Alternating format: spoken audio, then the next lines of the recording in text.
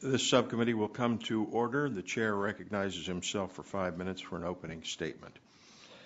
In 2005, 61 drug shortages were reported to FDA. By 2010, there were 178 reported drug shortages, 132 of which involve sterile injectable drugs. So far this year, FDA has continued to see an increasing number of shortages, especially those involving older sterile injectable drugs. These shortages have involved cancer drugs, anesthetics used for patients undergoing surgery, as well as drugs needed for emergency medicine and electrolytes needed for patients on IV feeding. It appears that there are many potential causes for these drug shortages. In some cases, shortages have been caused by quality and manufacturing issues. Additionally, production delays at the manufacturer level, including limited production lines for certain older drugs and difficulty in receiving raw materials and components from suppliers, have caused drug shortages. Many raw material suppliers also experience capacity problems at their facilities, causing delays that ripple through the drug production process. Shortages can also result from a company discontinuing a particular drug. Certain drugs are susceptible to shortages, particularly those that are complex to manufacture, such as injectable drugs, or require longer lead times. FDA cannot compel a company to manufacture a particular drug, and if there is a shortage of that drug, it cannot compel other firms to increase their capacity. Further, companies are not required to notify FDA in advance of a potential drug shortage, unless a company is discontinuing a sole source, medically necessary drug. In that case, a company must inform FDA 6 months in advance. Drug shortages have real effects on real patients. Due to shortages, patients have not received the appropriate drugs for their conditions, often getting a less effective drug or a more costly substitute as a result. According to a study done by Premier Healthcare Alliance of 228 hospitals, retail pharmacies, and other healthcare facilities, nearly 90% of hospitals reported a drug shortage in the last half of last year that may have caused a patient safety issue, resulted in a procedure's delay or cancellation, required a more expensive substitute, or resulted in a pharmacist compounding a drug. I look forward to hearing from our witnesses today about their experiences with drug shortages and learning what remedies they believe are necessary. I would like to say a special hello to Richard Paletti, Vice President, Operations, Pharmacy and Laboratory and Radiology at Lancaster General Hospital in my home district. Lancaster General is the largest employer in the 16th Congressional District, and for 10 of the past 13 years, it has been named among the top 100 hospitals in America by Thomson Reuters, a leading source of healthcare business intelligence. The hospital is also helping to revitalize the northwestern part of Lancaster City through a partnership with Franklin and Marshall College. Again, thank you to our witnesses, and I will yield the balance of my time to Congressman Shimkus from Illinois. Thank you, Mr. Chairman. We want to welcome our folks at the two panels. Obviously, this is of concern. I'm a market-based conservative capitalist, and whenever there is a lag in a commodity good or product, you have to really wonder about the demand and the supply and the available cost, because when there's limited supply and a high demand, cost should go up. So that begs the question is, what's constraining the market signals from producing the product that the consumers need? Is that insurance companies? Is that government reimbursement rates? Is that the state Medicaid provisions? That's what I'll be looking at, because the bigger the government is, the more manipulative it gives in the market services, the less its ability to provide goods and services to consumers. So we appreciate that. Look forward to it, and I yield back my time, Mr. Chairman. Thank you. Chair, thanks. Gentlemen, recognize the ranking member of the subcommittee, Mr. Pallone, for 5 minutes. Thank you, Mr. Chairman. I want to thank you for holding today's hearing on this important issue. I'm encouraged by the bipartisan nature of this effort and thank our witnesses for joining us. Today we'll discuss the recent increase in drug shortages that have been the subject of numerous reports, Drug shortages appear to be on the rise at an alarming rate and are threatening the supply of some of our most important medications, from life-saving oncology drugs to antibiotics that rid us of infection to anesthetics that get us through even the most minor surgical procedures. These drugs have become an important part of our healthcare system. No patient wants to be told that their chemotherapy must be postponed because the only drug used to treat their type of cancer is unavailable. And likewise, no anesthesiologist wants to begin their workday with the realization that they'll have to use subpar drugs on a patient because the one they normally rely on is out of stock indefinitely. So we can't let this become the new norm. We have depended upon the medications on the FDA's drug shortage list for years and continue to look for them for our health and well-being. It's alarming that drugs that have been around for so long would suddenly be the most difficult to keep hospitals, pharmacies, and doctors' offices supplied with. Furthermore, these drugs tend to be low-cost generics, which are an essential component of healthcare for most Americans as they seek to keep their healthcare costs low. In this fiscal climate, having a readily accessible supply of generic medication is of profound importance, and to that end, it's been disheartening to learn that the so-called gray market would take advantage of such a dire situation to engage in price gouging at the expense of those desperate enough to pay. So I'm hoping that we can begin today to identify the cause of these shortages and discuss solutions for replenishing our drug supply. We must address this sudden increase so that Americans can continue to receive high-quality treatments at low costs and remain confident both the pharmaceutical industry and healthcare providers. Unfortunately, companies are not currently required to report to the FDA when a shortage will be occurring, whether because of change in investment strategy or manufacturing difficulties. There's currently no policy for notification unless a company is the sole manufacturer. My colleague, Representative DeGette, has introduced bipartisan legislation, H.R. 2245, the Preserving Access to Life-Saving Medications Act of 2011, as a first step in addressing this issue. This legislation would require manufacturers to notify the FDA of any actual or prospective drug shortages. And I want to commend Representative DeGette on pioneering this effort and hope that as a result of hearing from our witnesses today, we can identify additional solutions to this growing problem. This hearing will allow us to learn more about why drug shortages are occurring, what the administration and industry are doing to address the problem, and what new authorities the FDA might need to prevent shortages from happening in the future. And I'm encouraged that we're exploring this issue in our subcommittee today. Look forward to working with you, Chairman Pitts, as we get to the bottom of this issue. And again, thank you for having the hearing. I yield back. Do you want to? The chair recognizes the ranking member of the full committee, Mr. Waxman, for 5 minutes. Thank you, Chairman Pitts, for recognizing me and for holding this hearing. Recent media and other reports indicate that drug shortages are now at an unprecedented level. Indeed, according to FDA, the number of drugs in short supply in 2010 was almost triple that of 2005. The shortages affect a broad spectrum of critically important drugs, including oncology drugs to treat lymphoma, leukemia, breast, and other cancers, anesthesia drugs, without which surgeries have to be postponed, and antibiotics to remedy life-threatening bacterial infections. Without these drugs, patients' lives are at risk. Drug scarcities generally affect sterile injectable drugs. These drugs are technically difficult to make, and each drug is usually manufactured by only one or a handful of producers. If any one company develops manufacturing problems, which is not uncommon, other companies may have little excess capacity to help fill the need. With the aging of our population, the outsourcing of drug manufacturing, the increasing consolidation of drug companies, and the general adoption of a just-in-time approach to drug production and distribution, this problem may be significantly worse unless immediate measures, including congressional action, are taken to address its multiple causes. Representative DeGette has introduced legislation that would be an important first step in this process.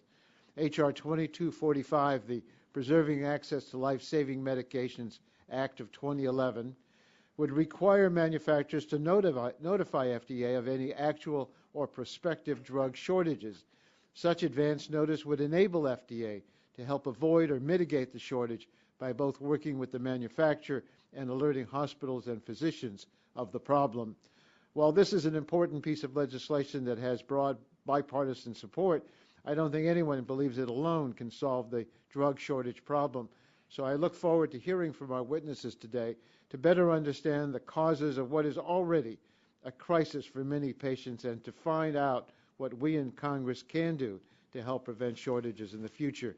We already have been working in a bipartisan manner to learn about this very disturbing issue, and I trust that we'll continue to work together to develop and enact legislation to help address it and address it quickly. Thank you, Mr. Chairman. I yield back the time.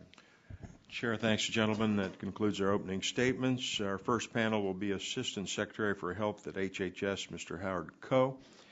And Mr. Koh, you may begin your testimony. Please summarize in 5 minutes. We'll put your entire testimony and the written testimony in the record. You may begin.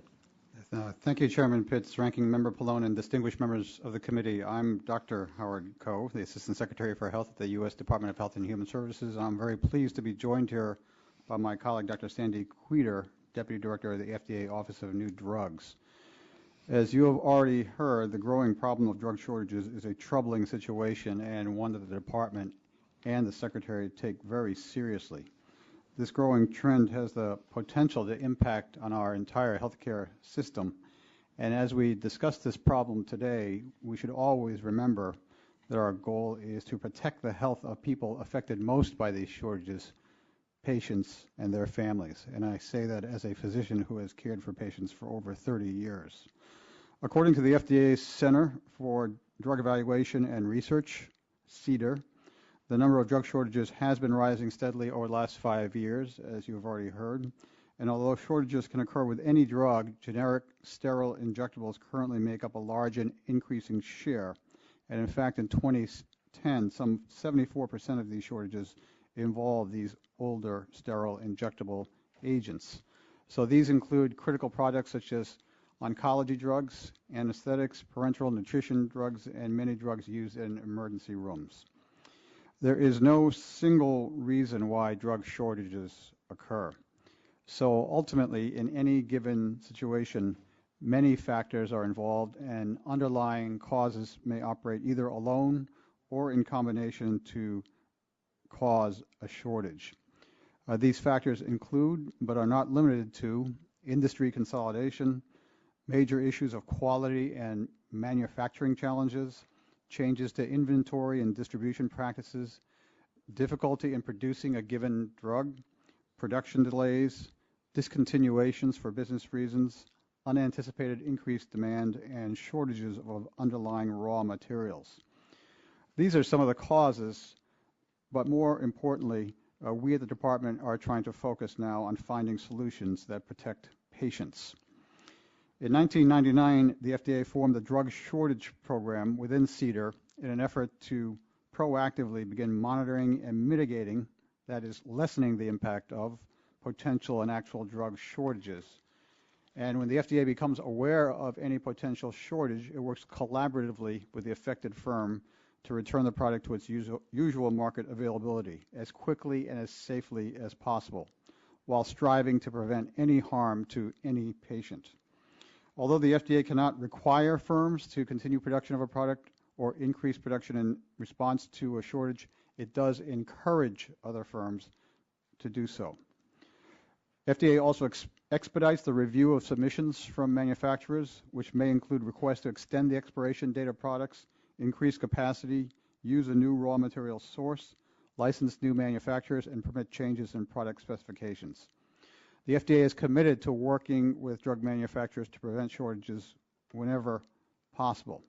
And in fact, as a direct result of this commitment and the work of the FDA drug shortages staff and experts from across the agency, last year, 2010, 38 shortages were prevented. And so far for 2011, this year, I am pleased to report for the first time that 99 shortages have been prevented. Also, at the same time, The FDA goes to great lengths to mitigate shortages, that is, lessening the impact when they occur. One notable recent example involves the well-described shortage of the drug cytarabine used to treat certain types of acute leukemia. Crystal formation in the vials of this drug represented a quality and manufacturing problem that led to a disruption in production and a shortage that received tremendous publicity across the nation within recent months.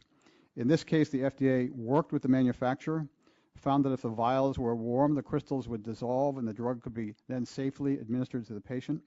And as a result of this collaboration, the manufacturer was then subsequently able to ship the vials to healthcare professionals, along with a letter from the FDA notifying them to inspect for crystal formation and, if present, warm the vials to dissolve the crystals. And in this way, the collaboration led to ensuring and upholding patient safety.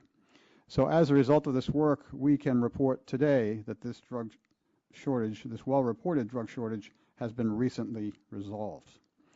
In limited circumstances, the FDA can allow the temporary importation of critical drugs when a shortage cannot be resolved immediately. However, there are several factors that limit the applicability of this option. The product may already be in short supply abroad, so importation to the U.S. could exacerbate the shortage. FDA must also ensure that drugs imported from abroad are manufactured in a facility that meets FDA quality standards. So to discuss these and other possible solutions, the FDA will be hosting a public meeting next Monday, September 26th. And this meeting is being held to gain additional insight about causes and impact of this challenge and possible strategies for solutions. Then on Friday, September 30th, the FDA is conducting a webinar for the general public, and this is an opportunity for people to learn more about what the FDA is doing to address this challenge. And it will also be a venue for citizens to ask questions directly to FDA experts who are working on this topic every day. Although I have focused my comments till now on the FDA, I should stress that the entire Department of Health and Human Services has been fully engaged on this topic for quite some time. We view this as a pressing public health challenge, and we want to resolve this on behalf of the department and indeed the entire country. This past summer, I personally convened a series of meetings with representatives from FDA, NCI, our National Cancer Institute, the CDC, our Centers for Disease Control and Prevention, the Office of the Assistant Secretary for Preparedness and Response, the Office of the Assistant Secretary for Planning and Evaluation, the Centers for Medicare and Medicaid Services, CMS, and others. We have joined together as one department to explore more deeply the root causes of this problem and the possible steps that can be taken to address them. These have been productive meetings, and we pledge to continue them until the problem is solved. We look for as many ways as possible to maximize our efforts within the department to protect the public health. Also, earlier this month, Secretary Sebelius, along with other senior leaders in the department, hosted a meeting with over a dozen representatives from pharmaceutical manufacturers, professional medical organizations, hospitals, insurance companies, group purchasing entities, and patient advocacy organizations. And this crucial meeting gave us firsthand insight into these challenges, generated a good discussion with the stakeholders, and also served as a foundation for our future collaboration. Shortly, later on this fall, the FDA will release a report which reflects an even more detailed analysis of the problem and updated recommendations for the future. Potential solutions are being examined. One suggestion is a mechanism for manufacturers to report impending supply disruptions and discontinuation of drugs, which could help to curb shortages and improve the continuity of the drug supply. The sooner the FDA learns of a drug shortage, the more effective it can be in helping to notify providers and the public in upholding patients' safety. So we remain committed to working with all parties, manufacturers, providers, patient advocates, and other stakeholders to help minimize and solve this problem. So in conclusion, the department is committed to addressing and solving this critical public health challenge. It is our goal to advance this dialogue with all interested parties, both internal and external, and we also recognize and deeply respect the important roles of the members of Congress, and we welcome the opportunity to discuss this important topic with you today. So thank you very much, and Dr. Queter and I will be very happy now to take any questions you may have. Chair, thanks. The gentleman, Dr. Coe, why have drug shortages increased so much in the last few years? Well, again, there's no one single reason, but there are changes here that we are seeing in the backdrop of an economic and business climate that's leading to market consolidation, a complicated manufacturing process that's being conducted increasingly in aging facilities. This is leading to quality and manufacturing issues, as we have heard now. Sometimes products are discontinued for business reasons. Oftentimes, the production of any of these agents is a complicated process, so all these factors converge to create the issue that we're facing right now. Have other countries experienced shortages such as we have? Unfortunately, the United States is not unique in this situation, and yes, we are indeed seeing similar situations in other countries around the world. And when a shortage occurs in another developing country, how is that situation resolved there? Well, we want to learn more from our colleagues there. I don't know if Dr. Queter wants to say more about that particular issue. We are often contacted by our regulatory colleagues from other countries, looking to collaborate on finding solutions particularly when there are worldwide problems. Different countries have different ways of producing drug, of assuring production of product, but we work as much as possible with others to try and make sure that shortages are limited and mitigated. Does Europe have a particular method of resolving this situation? I believe the method in Europe is pretty much similar to ours, particularly since they have multiple countries. They seek other sources of supply from other countries. And do you know what is causing these drug shortages in these countries in Europe? Many of them are the same sorts of things. Many of these products are marketed globally. They're not just in the U.S.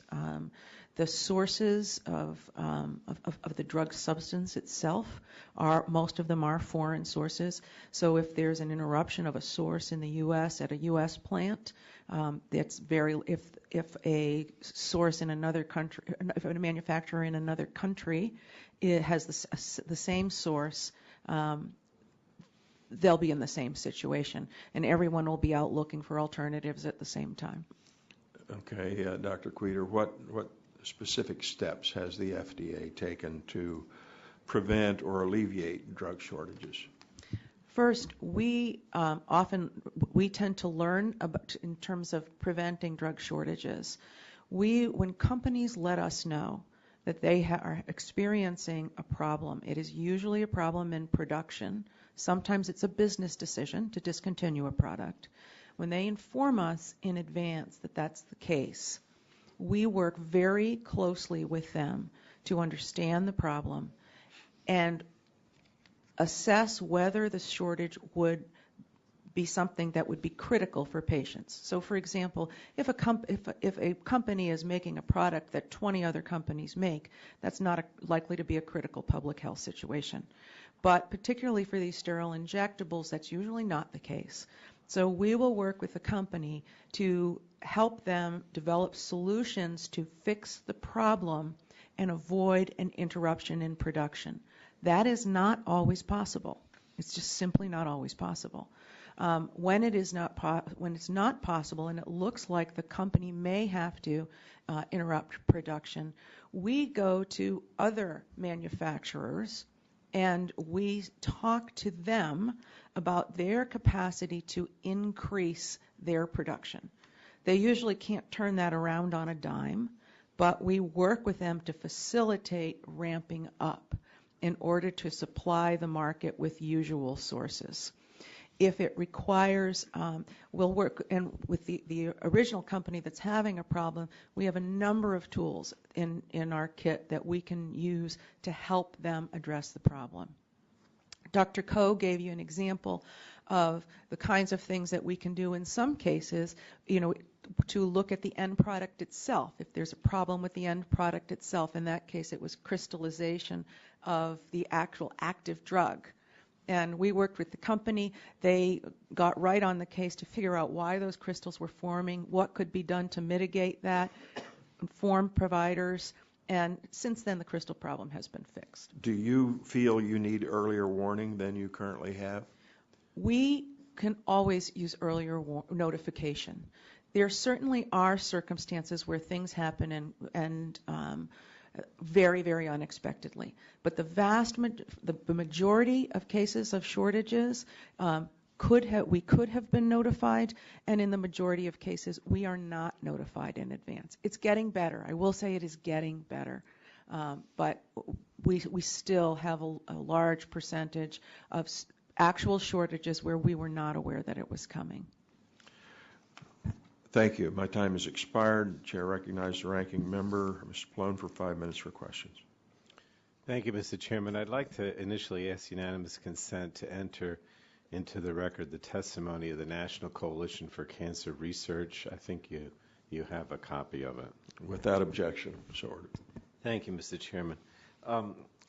Dr. Coe, I mean, we all agree that drug shortages are the real problem, are a real problem facing the country. And, from what I understand, it's actually getting worse. But I guess it's hard to figure out, at least for me, what the cause is. And I'd like to ask, some questions about the root cause of the problem. The FDA has said that in 2010, last year, over half of the shortages were due to manufacturing and product quality issues. And I understand, I think you mentioned that many or a majority of those are sterile injectable drugs.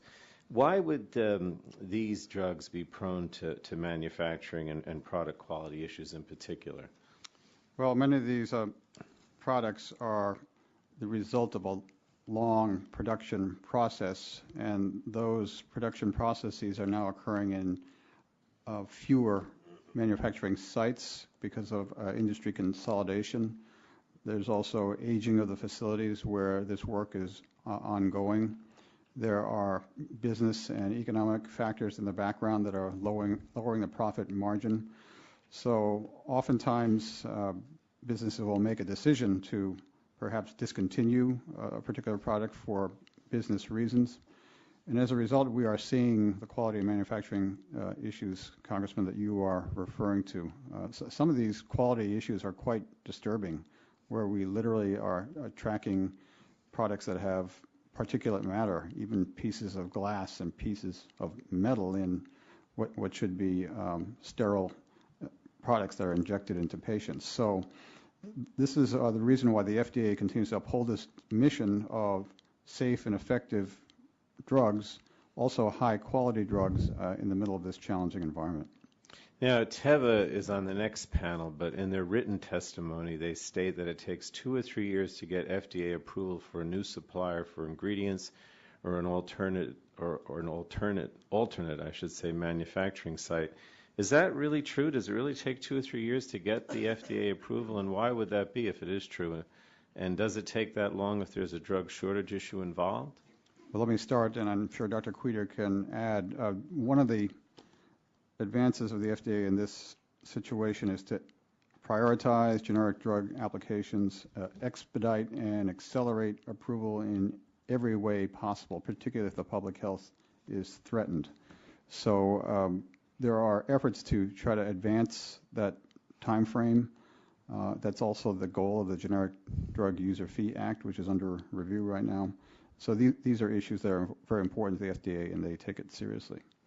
But I mean, is that time period that Teva mentioned, I mean, would that generally be true? And is there any kind of flexibility that you have to expedite review and inspections of new facilities so they could address the shortage when it exists? There absolutely is flexibility, and we do that routinely when we are aware that, say, a new facility is needed or a new supplier is needed, when there is a circumstance that might lead to a potential shortage of an important medical product. We do it routinely. We can often turn things around in a matter of weeks. But I mean, you haven't answered that 2 or 3 year time span? Sure, I'd be happy to do that. The 2 or 3 year time span is what is being referred to under usual conditions when a company when there is not a shortage situation, But if not a shortage situation but if there is, pending. then you deal with it quicker. Absolutely. But even the 2 to 3 year time frame, as Dr. Coe said, we are working and we're happy to see that there's been agreement on generic user fees that will change that and make that a matter of months and not years. I mean, my concern is, we face these extraordinary fiscal pressures. The House passed budget for FDA contained a 21% cut in appropriated funds. I mean, is this cut, would that adversely affect your ability to work with companies to avoid or mitigate shortages? And, I know you mentioned generics. Are you negotiating with the generic industry to develop a user fee? And can that help prevent or alleviate drug shortages? Just about the funding now. We are negotiating and have reached agreement with the generic industry about user fees, and that'll be coming up for discussion by yourself, within the next year. What about this House budget cut? As 21%? far as there is no question that resources matter, and it takes. These are not automated processes. They take people with judgment and knowledge, and having enough people makes a big difference. All right. Thank you very much. Thank you, Mr. Chairman. Chair, thanks, gentlemen. And I'd like to request the following statements to be entered into the record. I think you have copies. The statement of the National Community Pharmacists Association, the letter from the American Society for Hematology to the House Energy and Commerce Subcommittee on Health, and the statement of the Generic Pharmaceutical Association. I have no objection, no. All right, with We have that objection so ordered, I'll recognize this time gentleman from Illinois, Mr. Shimkus, for 5 minutes. Thank you, Mr. Chairman. I think all would agree that resources matter in this tough fiscal period, as the ranking member said. I think also part of our issue will be prioritization, and especially in life-saving issues, and what are agencies doing to put first things first, and what can they do to obviously redirect funds in a different direction. For Dr. Koch, going on in line with my opening statement, how have cost and payment factors impacted these drug shortages? Well, again, this is an industry that's producing products, an environment where they are facing increasing economic pressures. The profit margin for any particular agent is declining for them.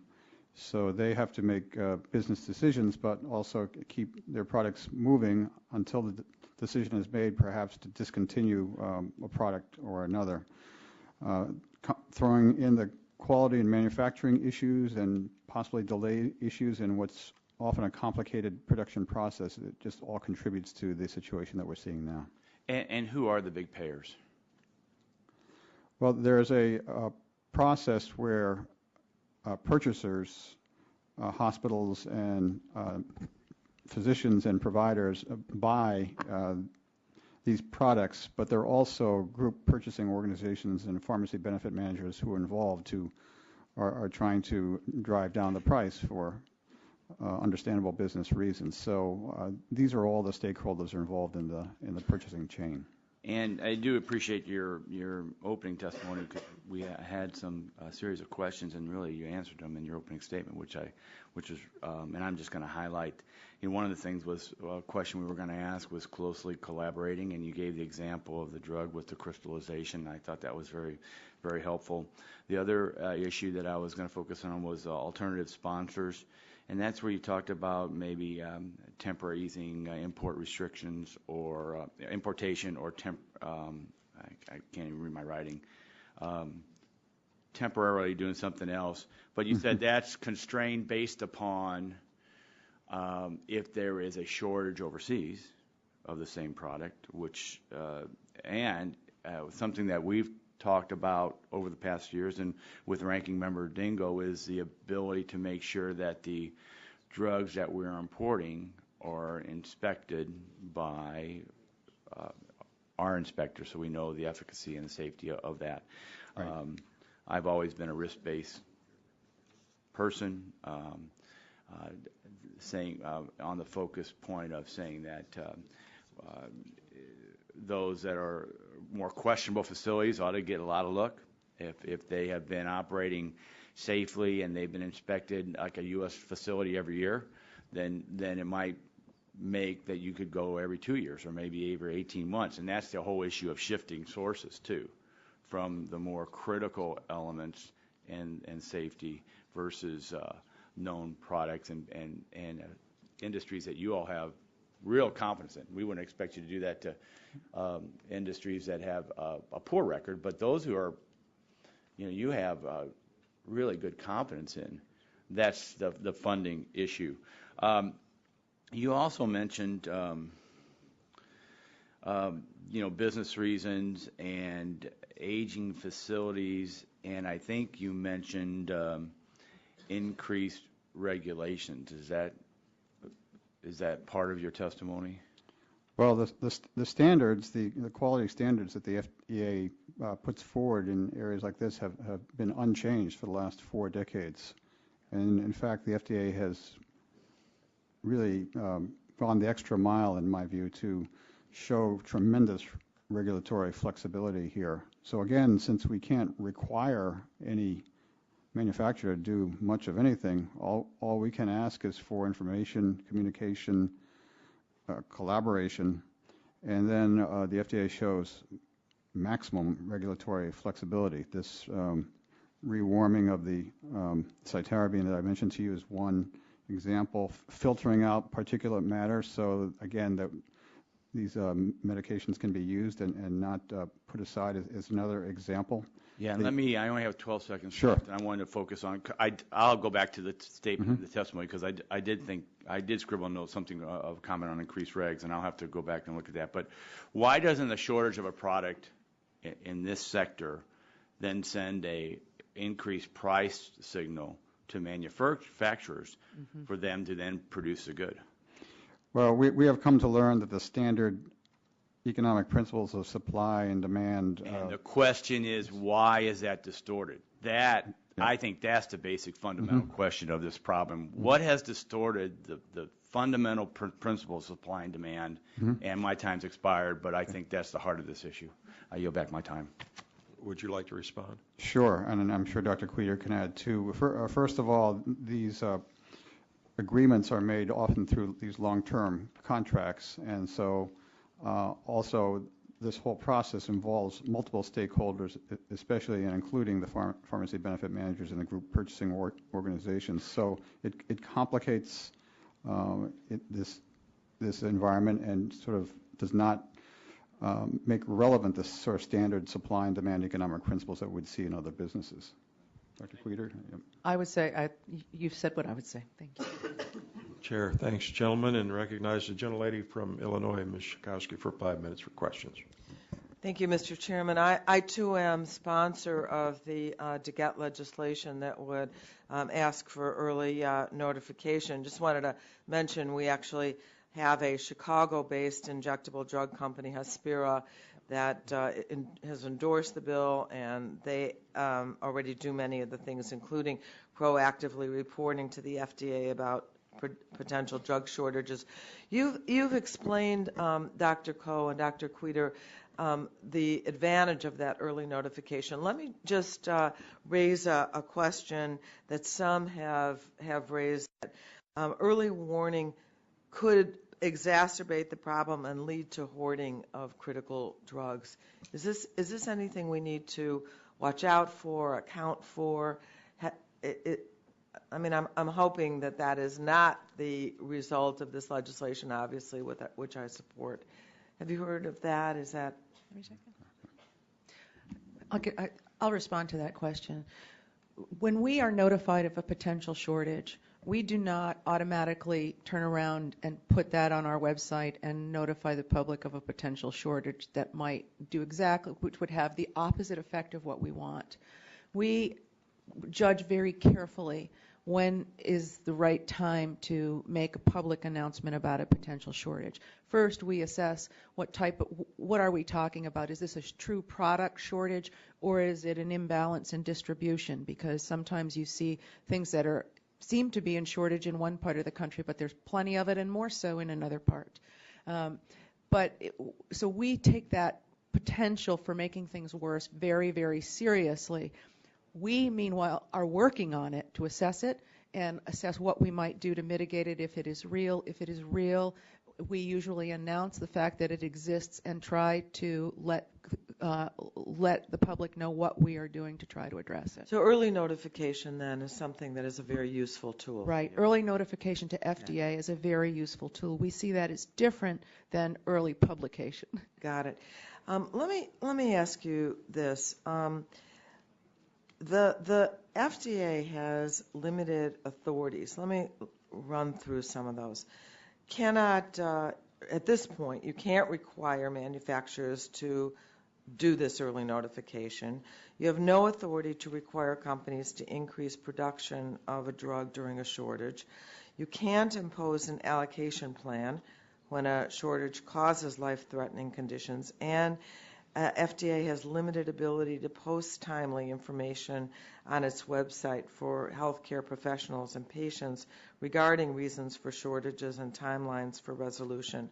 I don't really understand that one, but are there, in addition to early notification, are there other authorities that you need that would help mitigate this problem?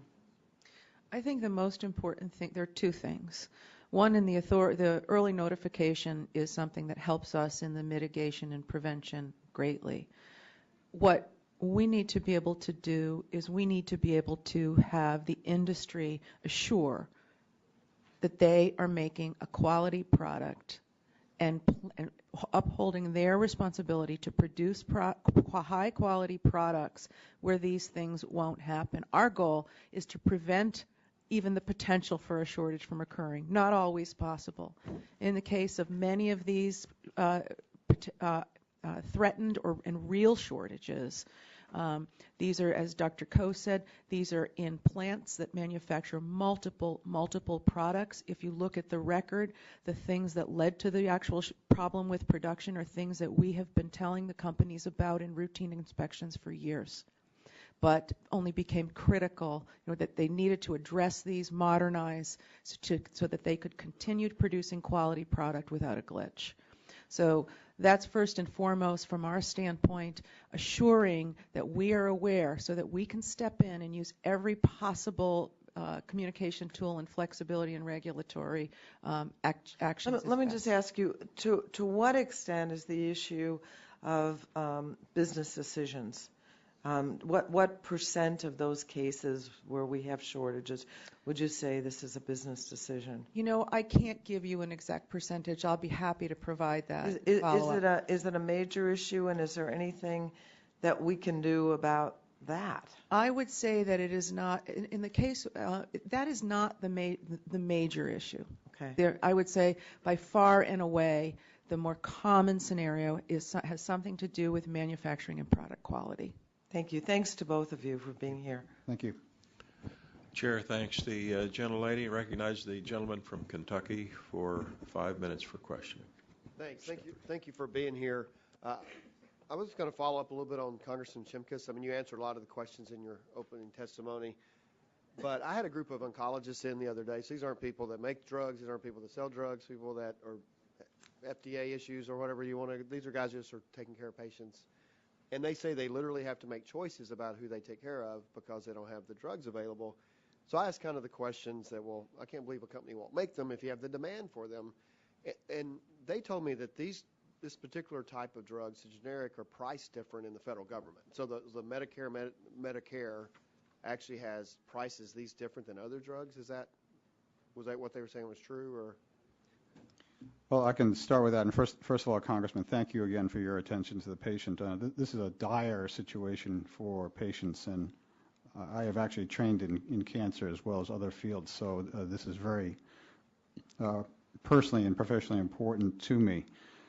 We have a role of Medicare here that reimburses according to what's called the average sales price. So that is one factor here, but we don't view that as a significant issue in driving the shortages that we're seeing here. But these generics are a different system than others, because what we're seeing is, and you mentioned that pharmacy benefit managers, all these are driving down drug costs. Well, they're doing it, if, a pharmacy benefit manager trying to do all drug costs. Sure. But we seem to see this particular class of drugs having a bigger problem than others. And the only thing I can see that's different is that the way the federal government treats them, they treat them different than other drugs.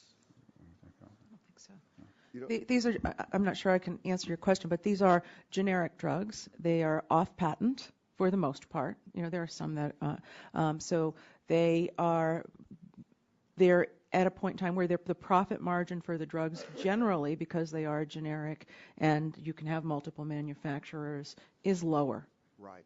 And it wouldn't be just, you mentioned Medicare, CMS, but there are other group purchasers, many other group purchasers. Some of them are government related, others are private insurance companies that are negotiating in bulk, basically, for prices. And they're no different than what the federal government does. It's the same. But why isn't that happening in other classes? This seems to be particularly more than others. Well, in the other classes, in the non-generic world, there's one source.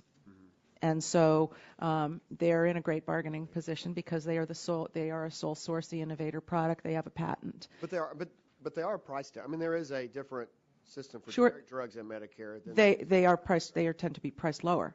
Priced lower. Absolutely, and that, of course, is the advantage that's the access point for the public. But the issue, if you have lower costs, which we all want to drive lower costs. Believe me, we're all trying to save them. But you have lower costs, then you get less supply, as you're saying, because the price is lower, and you have less quality people producing. And so, is there not it appears there's not, according to the college, it's not a mechanism where if you just pay just a little bit more, you're going to get the drug that's going to take care of it. They're not talking. There's not a price mechanism to say we've got a low supply that Congressman Shimkus is talking about. Therefore, if we can adjust the price, we get the supply that we need to take care of patients. The situation is, as summarized by Dr. Queter, but Congressman, I think you are raising some interesting points where we can get you more information and work with you. Because whatever we can do, the things that you mentioned, business decisions, and that's all part of the mix, but there's some things we can do from this side. Thank you. And one other thing, just quickly on the FDA, the 2 to 3 years you said, now you got the flexible teams. Is that relatively new? Because I was talking, because of this issue after these oncologists said that, I reached out to some people, and they did talk about some issues with inspection time that Congressman Shimkus. So it sounds like it's being addressed. But I don't know if it absolutely is being addressed. It absolutely is being addressed. Maybe just hear from the ones who have the worst experiences, I guess. But that's good, because I understand you, because of this, with your physicians and the oncologists I met, you want to take care of patients. So we appreciate your attitude and moving forward to do so. So thank you, and I yield back. Chair, thanks. The gentleman, and now recognizes the chair, the ranking member emeritus of the full committee, the gentleman from Michigan, Mr. Dingell, for 5 minutes for questions. Mr. Chairman, thank you for your courtesy, and thank you for holding this hearing. Let me begin by asking this question, yes or no. Do you have authority at FDA or at HHS to waive any of the requirements with regard to efficacy, good manufacturing practices, or safety? Yes or no? In the event of shortage? Yes. You do have it? We have the authority to use flexibility in how we implement the regulations. Okay. Regulatory discretion. I would like to have a further answer on that particular point. But the requirements are the same. How one reaches them is flexible. Okay. I'd like to have further statement on that for the record so we can understand what your authority there is. It's my understanding that the FDA has been working to address shortages of medically necessary drugs. Can you please define what medically necessary means, please? Medically necessary is defined as a product used to treat or prevent a serious disease or condition for which there's no other product available to act as a substitute. I believe you've indicated in your testimony that the vast majority of shortages experienced in the United States is attributable to sterile injectables. Is that correct? Yes, sir, that's correct. And according to your testimony, the majority, some 54% of these shortages were due to product quality issues such as particulates, microbial contamination, impurities, stability changes resulting in crystallization. Is that right? That's right, Congressman. Were you finding those in American pharmaceuticals or imports? We're finding them here in the United States. What about imports? Well, those are exactly the issues we try to prevent, which is why importing is always a challenging issue. And I in understand, fact, but you have really no authority to address the question of the manufacturing practices abroad. You have no real authority to deal with good manufacturing practices. You have no real authority to see to it that the requirements that are imposed on American manufacturers for safety, efficacy are there, and you have very little power to effectively inspect those foreign manufacturers, either of finished pharmaceutical products or components and constituents, right? that's correct, Congressman. And you have no ability really to know who's manufacturing these things or to trace them through the product line. Is that right? That's right. That's why the importation process is done very carefully and selectively. I've got some legislation to address that, and I hope that we'll be shortly addressing it here in this committee. I have a bill, as I mentioned, that would address the problem of quality problems in drug manufacturing process by requiring the drug manufacturers implement an effective quality system that complies with GMP. The quality system would also be required to ensure risk management procedures that would address all relevant factors through the supply chain, including original source materials and their origin, on-site audits, and methods to detect or exclude potentially risky substances.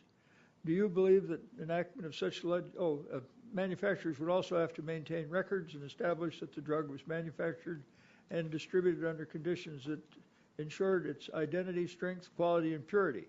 Would legislation of this kind help you address quality issues?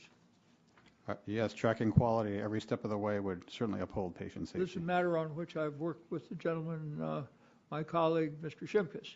Now, it's been widely reported that when information becomes public about a drug shortage, an active gray market tries to sell drugs in short supplies to pharmacists or hospitals. Does this present a safety concern? Yes, it does, Congressman. Why and how and what can you do about it?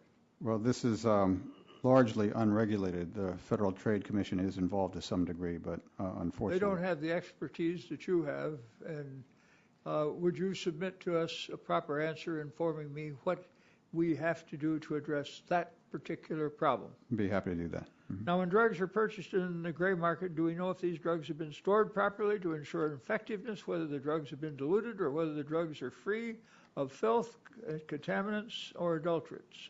Yes or no? No, unfortunately, we know very little about the products in the gray market. Now, as I mentioned, I have a bill that would require manufacturers to maintain records establishing where the drug and its raw materials were produced, including all information relative to producers, manufacturers, distributors, and importers. Would such legislation and such power assist Food and Drug in assuring the safety of these kinds of pharmaceuticals? Yes or no? Yes, we want to uphold safety and quality, so thank you, At the end of the day, American consumers and patients are facing three problems. One, are the drugs they need available and affordable? Two, are the drugs they need safe? And three, are they efficacious? Do they work? I believe the committee needs to examine these issues carefully and swiftly. Our colleagues in the Senate, Mr. Harkin and Mr. Enzi, have already called on Food and Drug to improve its oversight of the pharmaceutical supply chain. I would hope this committee would follow suit, but I would like to have you give us a statement of what authorities you need to adequately carry that out. I don't believe that sending you a letter asking you to do something that for which you have no authority works. Would you submit, please, for the record, because my time is out, what it is has to be done to give you the authority to address those problems? I'd be happy to, Congressman. Thank you. Thank you. Mr. Chairman, I thank you for your courtesy. Ask unanimous consent that the responses be inserted in the record when received. Without objection, so ordered. Thank you. Chair thanks the gentleman and recognize the gentleman from Louisiana, Dr. Cassidy, for 5 minutes for questions. Hello, thank you. Yeah, you can keep it. Now, you do have the ability to import from overseas, obviously, and and there's issues raised regarding adequacy of quality control, if you will. We think of heparin from China causing many deaths, correct? One of the issues that was raised here in a previous hearing was that the inspectors, as part of their union contract, are not can refuse to go overseas. And so I think Mr. Pallone spoke about inadequate resources, but the issue was that here there's enough money to inspect, or a requirement to inspect a pharmaceutical every 2 years, and there it's happening only every 9. And when I asked, could we just redirect resources to send that person over to maybe alleviate some of these by expanding importation, the point was that the unions would not allow this to occur. They had the right to refuse the overseas assignment. Is that true, and to what extent is that limiting our ability to approve the APIs? I forget the acronym, but you know what I'm speaking of. There we are. In the terms of a shortage situation, that has not been a big issue.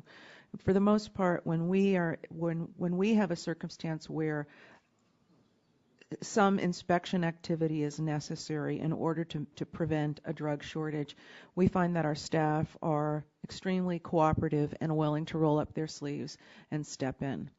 We are addressing the issue of our inspection force more broadly, in parallel to this, but it has not been a critical issue in mitigating or preventing drug shortages. But there's a heck of a lot of generics being manufactured in India and other third world countries. So are they just not producing the ones that we are in short supply of, or are we just not confident of the quality of the product which they produce? I'm not sure I understand your question. So is there a worldwide supply of drugs that are currently in shortage here? It's just that we are not trusting the manufacturing process by which they are produced and therefore do not allow their importation. I would say the lack of allowal of an imported to import a product has been unusual. If there is a foreign source, we are usually able to work through and get it approved. There have certainly been circumstances where there have been important problems that would prevent that, but in most cases, if there is a foreign source and going to a foreign source is necessary, we are able to work through that. Okay. There, in the gentleman who's going to testify from TIVA, he speaks about how DEA has a quota for controlled products, and that if somebody goes out of business, that quota might not necessarily be assigned to another manufacturer, and so that you have a kind of centrally planned economy-induced shortage. Any comment on that in any way that we can address that? I can start. I know that controlled substances represent only a very small part of the drug shortage situation that we're talking about. So we do work with DEA, but it's limited only to several instances, and Dr. Queter might add more. And it is more complicated. Having the DEA involved for obviously good reasons does create an additional step and complicates this. But we work closely with the DEA when a controlled substance shortage is at issue. And but I understand that, but is there any plans to make it so that if somebody stops producing, their quota is transferred to someone who would? Because I gather that's not the situation now. And although we're working closely, that's an obvious solution that I'm not sure is being implemented from your statement. We are continuing to try and figure out how to expedite these kinds of issues with DEA, and I don't have an answer for you about exactly when that will be resolved, but we are committed to doing it, as are they. Okay. Tiva also mentioned, just because I like to read what the other panelists say, so I refer to this, that I'll quote, speaking of a source of an active pharmaceutical ingredient, they say that the qualification process to identify a supplier for such can be very onerous. To qualify and gain FDA approval for a new API supplier or alternative manufacturing site for an already approved supplier can take as long as 2 to 3 years. Now, I am channeling my inner TIVA, wherever Teva is. I've just, you don't have to testify anymore. But what would be your response to that? Again, these are areas where we're trying to show as much regulatory flexibility as possible to accelerate approvals when necessary. So we're hoping to address these themes through the maximum flexibility possible. And we already do. Whenever there's an issue related to a supplier with where it requires FDA to approve a new supplier or even a new facility, I think that was one of the other concerns. We turn those around very, very quickly. And these are not business in a matter of weeks to months. Weeks to months. These are not business as usual where there is a long wait time. We understand that patients are at the end of this line, and we need to do everything possible to get on the case and work with the companies. And we've done that with Teva. Okay, I yield back. Thank you. Chair, thanks, gentlemen. Recognize the gentleman from Utah, Mr. Matheson, for 5 minutes for questions. Thank you, Mr. Chairman. I appreciate your yielding time to me, and I appreciate you holding this hearing. I think we've established the problem. I'm sure lots of people have talked about circumstances in their district. I represent the University of Utah. They project more than 360 products having shortages, and that many products by the end of this year. And I was at the Huntsman Cancer Institute just 2 weeks ago, and they were talking to me about the challenges they're facing. So I guess everybody up here has a story, but I thought I would tell you it's in my backyard as well. I was wondering if you could address for me some of the concerns about gray market activity as a result of these drug shortages and the integrity of what's out there in terms of quality of the medications, if they're counterfeit, or how we can address some of these challenges of a gray market in these medications that have shortages. Well, I can start, and first of all, thank you, Congressman, for your commitment to research. We didn't say explicitly, but we can say now that this drug shortage issue is dramatically affecting clinical trials as well in cancer and infectious disease in many parts of NIH. So that's very, very troubling to us as a nation that prizes scientific advances. The gray market, unfortunately, is very poorly understood, and it's, as we've mentioned already, it's largely unregulated. And to have now this dimension complicating an already complicated situation is very disturbing. So we appreciate your attention to that, and we want to address that as well as all the other factors that are involved here. Are there actions we should be taking on addressing the gray market specifically, or should we really just be addressing on the underlying problem of the shortage of these medications? Is that the more viable way to address? That would eliminate the gray market problem, I guess, if we don't have shortage. One of the questions that was asked previously was about what we know about the products that appear on this gray market. Right. Do we understand when they expired, where they came from, and are they made by the company that is experiencing the shortage, or are they counterfeit products? Right. We don't, because we don't have a tracking system within the drug supply to know what product comes from where. Well, I appreciate that. I'll give my 30-second advertisement. I just introduced with Mr. Belbray this week our track and trace legislation, our pedigree legislation for maintaining integrity of drug supply in this country. We're operating our rules that were created in 1988, and the world has changed. I think this is getting beyond the topic of this hearing, but I do think there's just too much money on the table for the counterfeiters in terms of the U.S. pharmaceutical marketplace, and I hope this committee can take a look at that legislation that Mr. Belbray and I've introduced, because I do think it's an important safety factor for the integrity of our supply chain in general. I appreciate your coming here for this hearing. Mr. Chairman, I'll yield back. Chair, thanks, gentlemen, and recognize the gentlelady from Tennessee, Ms. Blackburn, for 5 minutes for questions. I want to thank our witnesses for being here, and as you know, some of us arrived a little bit late. We did have the Solyndra oversight hearing going on downstairs, so we completed that one before coming up, but we are grateful that you're here, and our second panel of witnesses we're also looking forward to, and I'm glad we've got a Tennessean on that panel who will be joining us. Just a couple of questions. As you can see, we're going to look at how we address this issue, and having you here helps to inform our decision-making process. So a couple of things I would like to know, and if you don't have the answer for me, please submit it to us so that we can include it in our record. I wanted to see if each of you had any examples where you had worked closely and collaboratively with your agencies, with manufacturers of drugs where there was a known or a projected shortage, and see if you could articulate what that process was, the interface that transpired there. And if you have those examples now, please go ahead and give them, and if not, we will accept those in writing.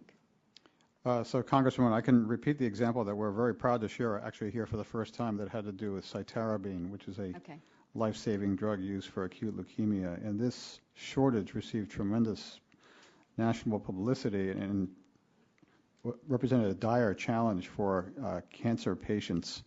And so when the FDA worked with the industry on this particular drug, they found that one of the issues complicating the production was the crystallization of the drug in the solution, and that rewarming it would restore the safety features that would allow infusion into patients. So with that collaboration between the FDA and industry, that issue has now been recently resolved, and we're very, very pleased to report that. And I know my colleague has other examples.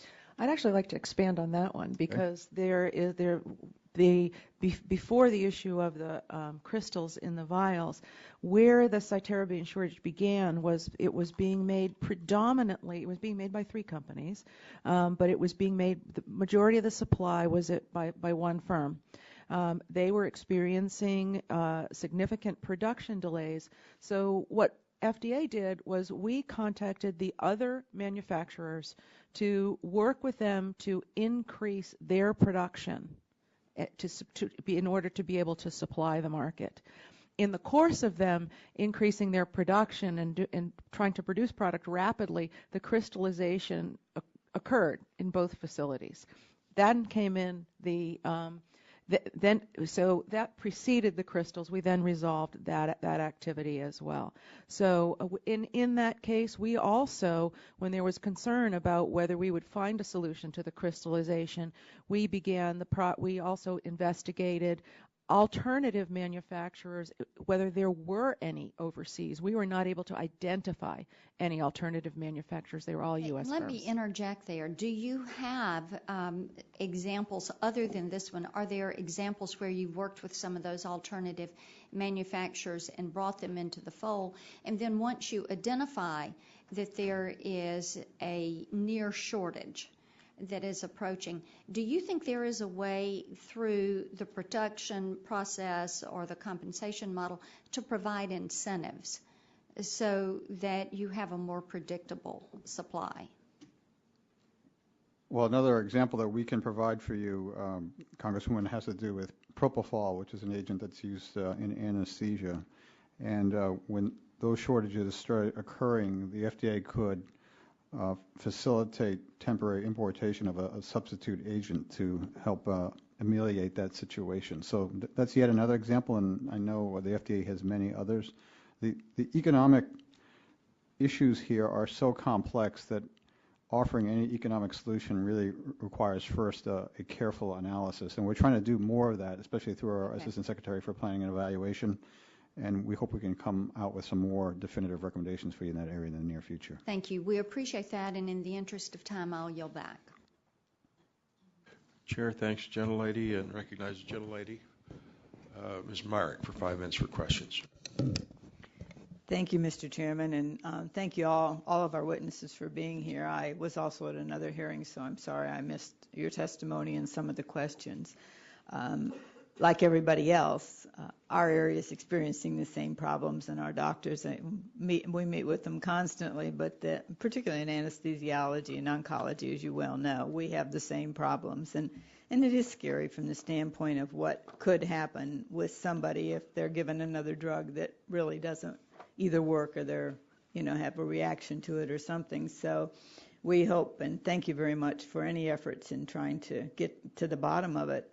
And I wanted to ask if really the consolidation that's taken place in the drug industry over the last few years and continues to take place, what effect or how does that contribute to the problem that we're seeing today? I mean, is this a large contributing factor because of fewer manufacturers available? Thank you, Congressman, for your interest and support. And yes, we view industry consolidation as one of the driving root causes here. And as you can imagine, if your denominator of available manufacturers shrinks and then any one of them has a manufacturing problem or delay, it really puts the onus on the others. And if the others don't happen to produce that product, and if this particular company is a sole source producer, then you have the ramifications that we're seeing right now. So there's no doubt that industry consolidation has contributed to this. So what, if any, recommendations do you have of how we get over this hump? Because, you know, you mentioned the generics, which we're all very much aware of, and the fact that they aren't as popular to do because of the cost factors and other things that have entered into it. I mean, what is it that you think we should be doing or looking at to try and get to the bottom of how we can help with this? Well, we again want to stress the importance of communication and early notification, because that will help all parties to work together. And as the number of industries involved shrinks, we want to really maximize our communication with those manufacturers, and we're doing so as we speak. And then, as Dr. Queter mentioned, we also want to have more assurances that the products that are being produced have high quality, so that we don't run into these quality and manufacturing issues. So those are two themes that would be very helpful to us. And you find the companies work well with you? We've had excellent dialogue to date, and we want to do much more of that, not just the FDA, but the entire department, and also engage the public in this, as you have heard. Thank you. I'll yield back, Mr. Chairman. Chair thanks the gentlelady and recognizes the gentleman from Pennsylvania, Dr. Murphy, for 5 minutes for questions. Thank you, and I thank this distinguished panel. We appreciate your concern for our citizens of this country. A couple areas here.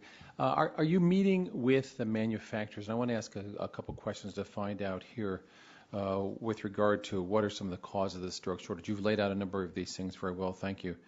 But let's say, for example, cancer drugs. Why the shortages with cancer drugs? We know they're very expensive in many cases. What specifically is the reason for that? Well, it's very distressing, Congressman, to see some of these time-honored, life-saving medications now being caught in the middle of this public health crisis. And some of the agents that we have mentioned here, cytarabine, vincristine, bleomycin, time-honored agents that have been shown to be effective for decades are now stuck in these shortages. So again, these are older, generic, sterile injectable drugs that are typical of the ones that are being But can I ask them specific things? Do we not have enough manufacturers, for example, working on these things? Is that part of the problem? That's part of the problem, again, because the industry has consolidated, and so we don't have the dozens and dozens. Of those who are there, are they not working at capacity? Do we know if that's an issue? I'm not sure I can address that directly. I think that what often happens in a lot of these companies, they make dozens of products. Mm-hmm. These sterile injectables can only be made in certain types of facilities, so there are a limited number of those. And because of the market and the few number of producers, there is pressure to produce and continually produce. And so maintenance of the facilities themselves is often put off because it requires an investment on these low profit margin. But very expensive, but low profit margin, you say? Right. Some of them are not terribly expensive, but low profit margin. So there is... That's important what you just said. So this is one of the concerns we have. Certainly we want medication to be affordable. I mean, why window shop when you can't afford?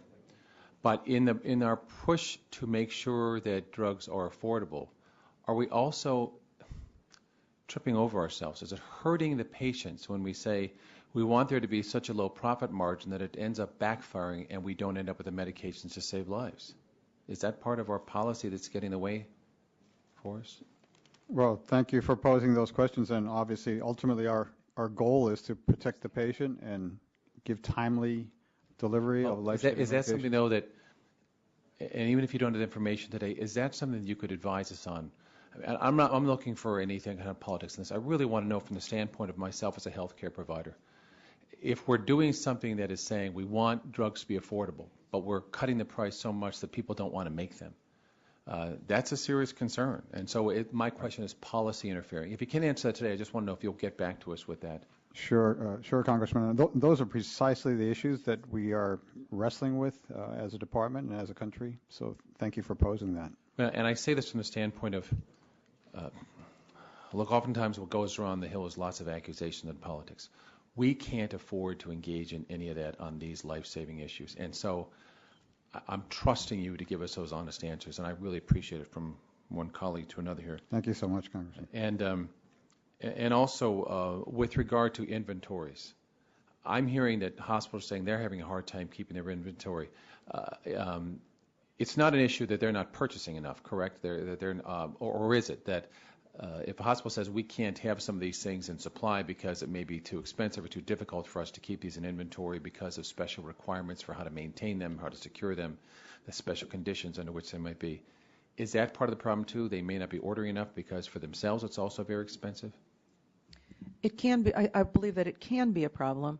There also has been a trend, and certainly not 100%, but there has been a trend in the industry to have what some people call just-in-time production. Mm-hmm. They don't have the long lead time production that may be in certain, particularly for these sterile injectables, that there may be for other products that have longer shelf lives. So they tend to make less and distribute it out in smaller amounts.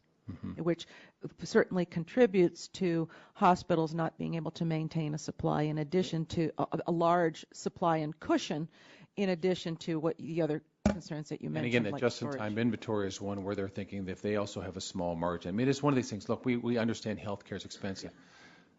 Sickness is more expensive.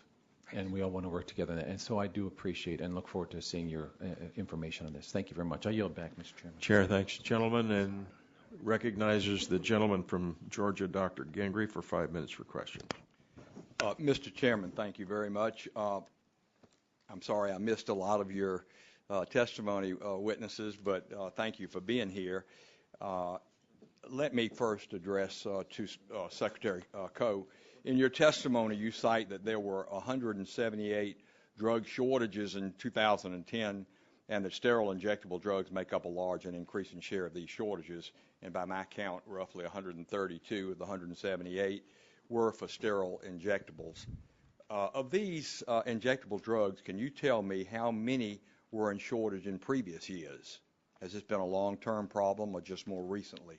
This is a long-term problem, Congressman, and unfortunately the trend is going the wrong way. The shortages are increasing year by year. We have data back through at least 2006, and the trend has gotten worse since then. And then tell me this, are there any other common characteristics that you're aware of among these 132, besides the fact that they are generic and they are sterile injectables? For instance, are these drugs typically newer generics or drugs that have been on the market for years? Actually, you just answered that, and I thank you.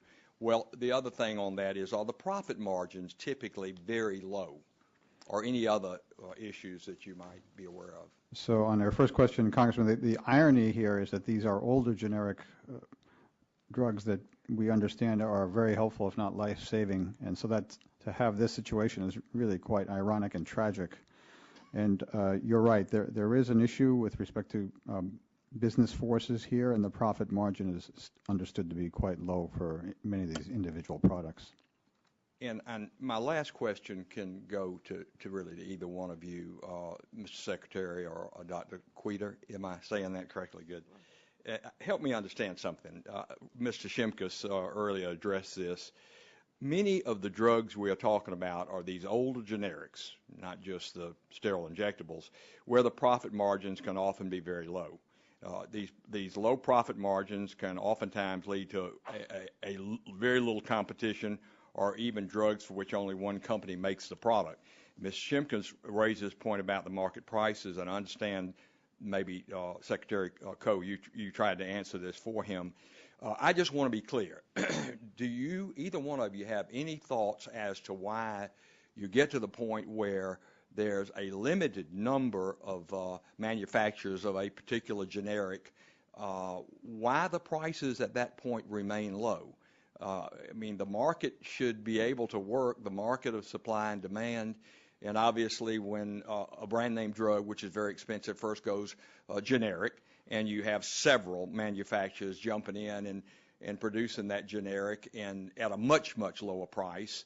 And then finally, it gets too low for some of them to survive. They stop doing it and go on to something else, maybe another generic. And a couple or maybe even one company hangs on. It would seem because of supply and demand that company would be able to raise their prices. Are there any government rules, regulations, laws, pharmacy benefit managers, something that would cause them not to be able to raise their prices, even though the market would certainly let them do that otherwise? Yes, Congressman. So we have come to understand that this is a complex business situation where the standard economic principles of supply and demand do not easily apply. And we have manufacturers, we have purchasers, providers, hospitals, we have group purchasing organizations and pharmacy benefit managers.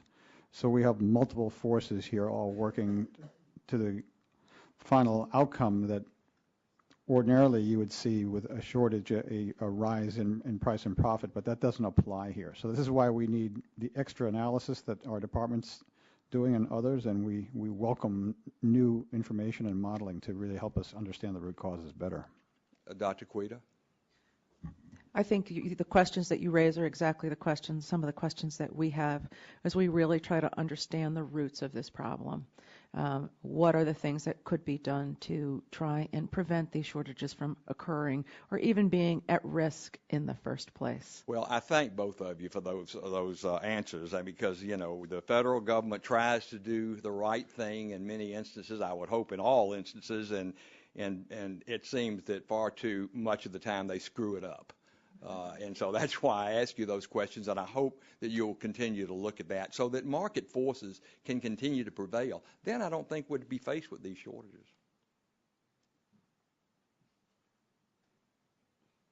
Chair, gentleman yields back. That is a round of questions for the subcommittee members. We have a couple of members of the committee who've joined us. Chair recognizes gentleman Mr. Walden for 5 minutes for questions. I thank the chairman very much, first of all, for his recognition, since I'm not a member of the subcommittee, but also for having this hearing. And I appreciate the testimony from the two witnesses today. I got involved in this issue some time ago because of an oncology doctor in my district, Dr. Chuck Dibbs, who brought this issue to my attention, my staff's attention. And the drug specifically that I recall he mentions was, and I'll try and say this right, doxorubicin, is that right? I understand it's an ovarian cancer drug, which he has prescribed for a very long time. Apparently very effective drug. Again, I'm not a doctor, but that's what he tells me. What was the FDA's role in interrupting the production of that drug? Can you speak to that? I can speak to that very generally. Yeah. There were several companies that produced doxorubicin. One of them, which was the major supplier, also was the same producer for the cytarabine, Ara-C, that Dr. Coe mentioned earlier. Some of the issues were exactly the same. There were facility issues, production delays because of chronic problems in an aging facility is probably the best way to summarize it. What FDA did was we worked with the other two producers to facilitate their ability to increase production. It did take a while. They aren't, as I said, these are complex products to make. Companies can't just ramp up production overnight. Right. But in the meantime, a fourth company came in with a new version of the product and helped to make up the supply. So we made sure to expedite review of that fourth company's application and any inspections, et cetera, that were necessary in order to turn this around. Now, Dr. Coe, do you have any comment on that? I think Dr. Queter summarized it well. So I guess, so you feel like you've taken all the steps. This drug is now available on the market again and without shortage. Is that accurate? My expert tells me. Doxorubicin itself is. There is another version of the drug that's a sort of a special formulation that has a sole source that continues to be a problem, but again, that's a different company. All right. Then I know, same company. Dr. Coe, you mentioned glass and metal in injectables, I think you were discovering, which sends sort of shivers up everybody's spine. I've also heard, though, that with the new technologies, the scientists are able to see deeper into the drugs than we've ever seen before, in parts per billion or whatever. Again, this is your field, not mine. But are we looking deeper and finding things we never knew was there before? And is that really a problem from a health standard? Or is it a question but may play a role? Well, again, those examples, Congressman, are very graphic examples of quality issues that we're facing. I must say, though, that, again, the FDA has worked with companies. So in the case of particulate matter, pieces of glass, pieces of metal, first to identify the issue, but also there have been advances in developing filtering systems so we can filter those out and make those drugs then safe to inject into patients. So that's another example of regulatory flexibility that has marked this chapter of our history. So I guess the end of my time's about to expire, but I mean my time to ask questions about to expire. Just want to clarify that for a short night. It's this sense of urgency. I applaud you for bringing people together and trying to figure this problem out. But as I'm hearing from both Dr. Dibb and others in my district, there is this, patient comes in, the drug's not available. They've been prescribing it for years. It's effective, it works, and they can't get it. I know my own mother had ovarian cancer and died from it. And so I have this just sense of patient urgency. I know you feel that, both of you, we all do. And so if there's a way we can play a constructive role here, whether it's Ms. DeGette's bill on notification, she's put a lot of work into this. We just need to do everything we can to be a partner in this, to find a solution. I look forward to working with both of you and members of this committee to the extent they'll let me play a role. So with that, I would yield back the balance of my time. Chair, thanks to gentlemen, and recognize the gentlelady from Colorado, Ms. DeGette, for 5 minutes for questions. Thank you very much. And I want to thank my colleague from Oregon for the free commercial announcement. Mr. Chairman, thanks for letting me participate. It's good to be back in my old stomping grounds of the Health Subcommittee.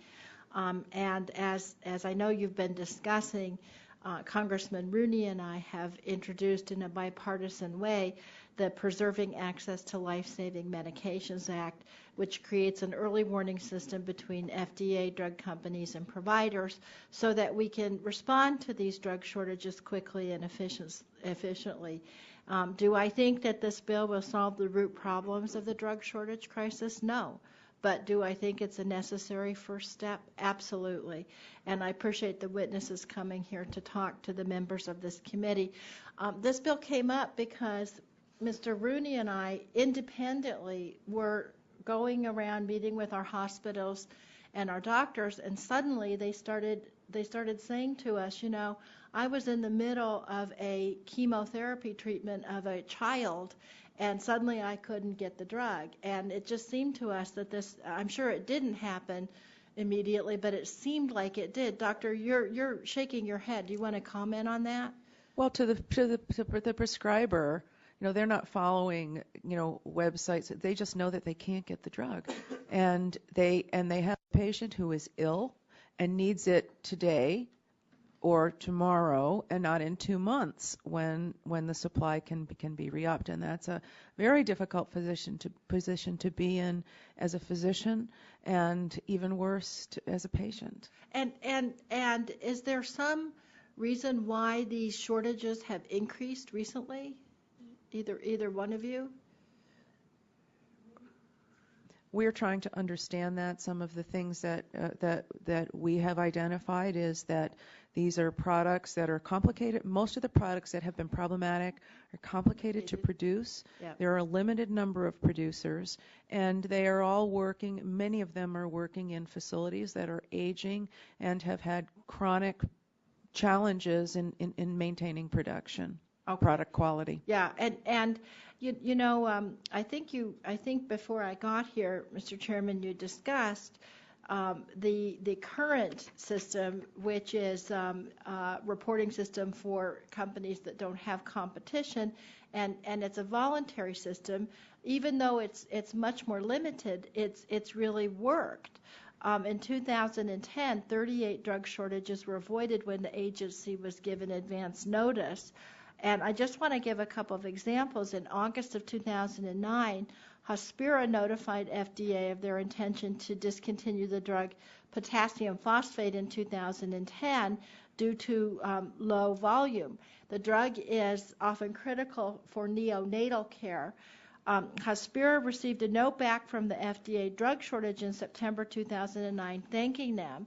And then in March 2011, the other supplier of potassium phosphate, American Regent, recalled its product because of a quality issue. So what happened then is in April 2011, the FDA made Hospira aware of the drug shortage caused by the recall and asked them to assess their ability to return to manufacturing. And then in that same month, Hospira told the agency that they would return to manufacturing potassium phosphate so that the patients could be served. And the FDA, and so it worked. But that's on a very limited basis. And so I just think that this could really work. And I guess I want to ask you, Dr. Cohen, in my minute remaining, how will it work if we enact legislation like this to get the information into the provider's hands that there's an impending drug shortage? Because you folks have had some experience with it. Sure, and Congresswoman, first of all, thank you for your leadership on this issue. It's very, very much appreciated. And we all feel that establishing highest level communication as early as possible about any potential shortage can give us the opportunity all to be proactive. And that's just not FDA and HHS, but also providers and hospitals and patients. So if we can do this together, understand that a potential shortage is on the horizon as soon as possible, make that information available to relevant parties and then ultimately to patients and the public, then we can all work together in a proactive way. Right now we are in a situation that you've summarized very well where the reporting is voluntary.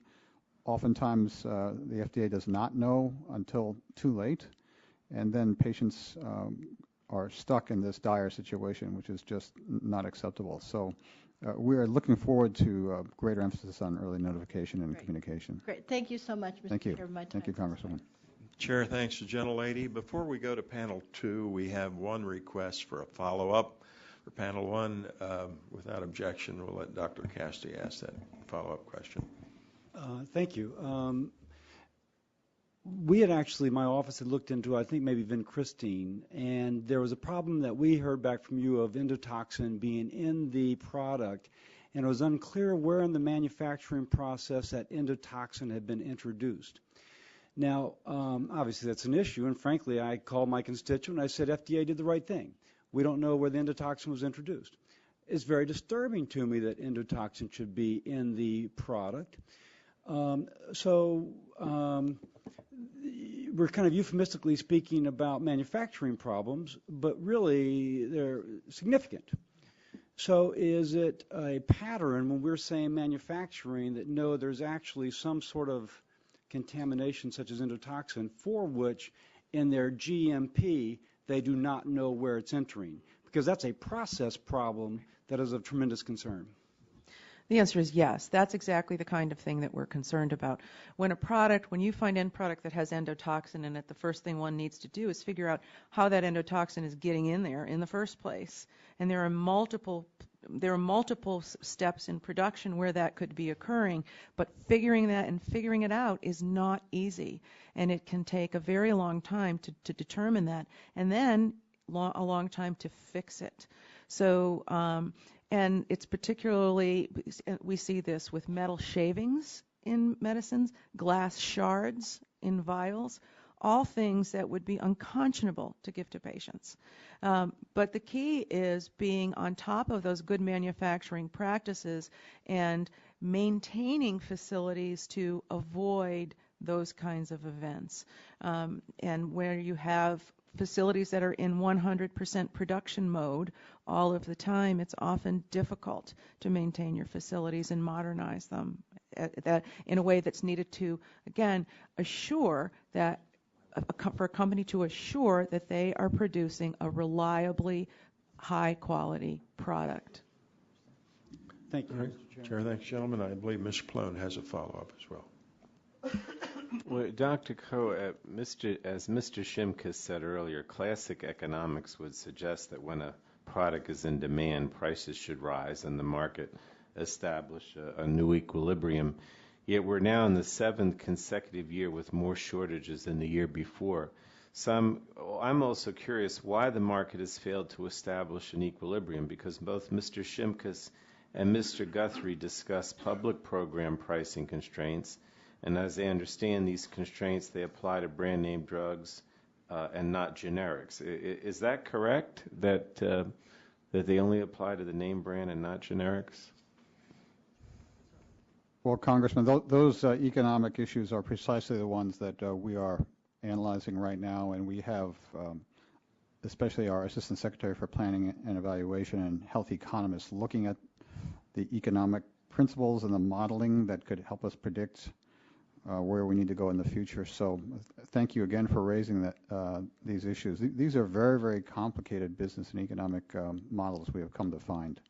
But generic drugs are where we've seen most of the drug shortages in recent years. That's so, right. I mean, if there is that distinction, is that the problem?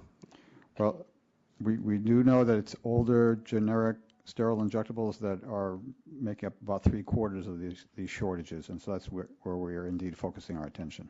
I don't know if you asked, if either Mr. Shimkus or Mr. Guthrie asked you to if you said you were going to get back to them, but if, I would really like to get some answers, obviously you're not prepared or you don't feel you have an answer today, but I'd like you to get back to us through the chairman if you could. We're happy to, Congressman. So again, I did mention we have an upcoming report from the FDA that's going to give further analysis and further economic analysis that are also intensely underway right now. Is that going to relate to this, or you don't know for sure?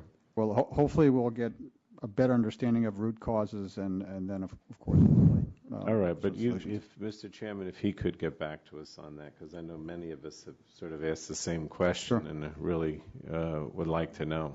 Sure, thank you. Yeah, if the chairman would yield just on this point. Go ahead. And I thank my friend for following up on this debate and this question. But in my opening statements, I didn't just focus on the government pricing. I did say insurers too. So, we're all kind of in this together, and if the market's going to work, it's got to work. And so I just wanted to just correct the record. I wasn't just picking on. Oh, no, I understand. I just wanted to bring up the public program aspect, but whenever, get back to us on it, because I think, I understand, to be perfectly honest, a lot of the questions that we've asked today, we've gotten a response and we have a little better idea, but I almost feel like more questions have been raised than answered today, and that's not anybody's fault, but that's kind of where I feel we are right now, Mr. Chairman. All right, thank you. If you'll respond to the questions in writing, we'll get those to the committee members, and look forward to reading your report. And Chair, thanks the first panel for your Thank you very testimony. much. Thank you. We'll call at this time panel 2. And our second panel consists of 7 witnesses. Our first witness is Mr. Jonathan Kafer, Vice President of Sales and Marketing for Teva Health Systems and testifying on behalf of Teva Pharmaceuticals. Next is Mr. John Gray, the President and CEO of Healthcare Distribution Management Association. Our third witness is Mr. Kevin Colgan. He is the Corporate Director of Pharmacy at Rush Medical Center in Chicago. Our fourth witness is Mr. Mike Alkire, Chief Operating Officer of Premier Inc. Next, we will hear from Dr. Charles Penley, who is testifying on behalf of the American Society of Clinical Oncology. We also have Mr. Richard Paletti, the Vice President of Operations at Lancaster General Health. And finally, Dr. Robert DiPola, Director of the Cancer Institute of New Jersey. We thank all of you for coming. Your written testimony will be entered to the record. We ask that each of you would summarize your testimony in 5-minute opening statements.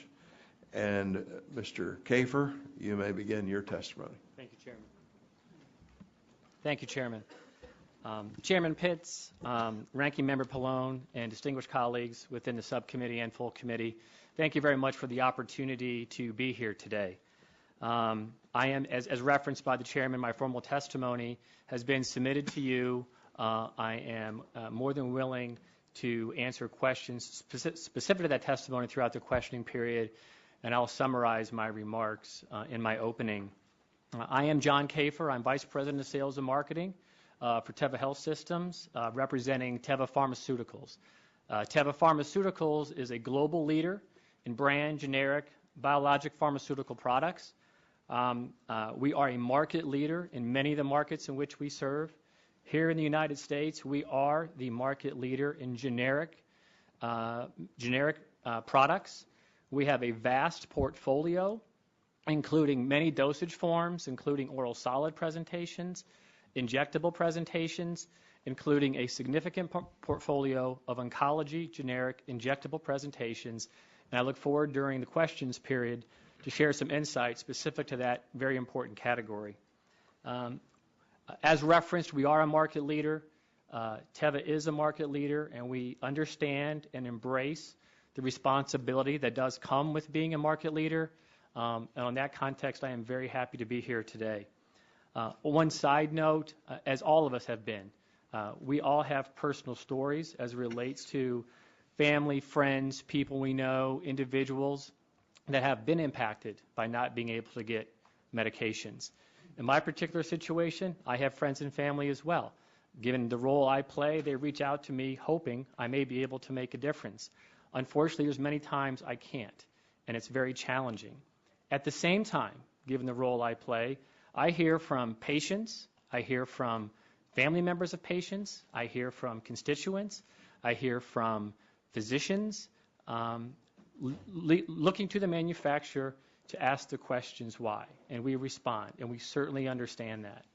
And at the same time, I see every day when I go to work hundreds and hundreds of people working tirelessly around the clock, sparing no expense, to do whatever we can to return to historical production volumes so we can get these critical products back to market.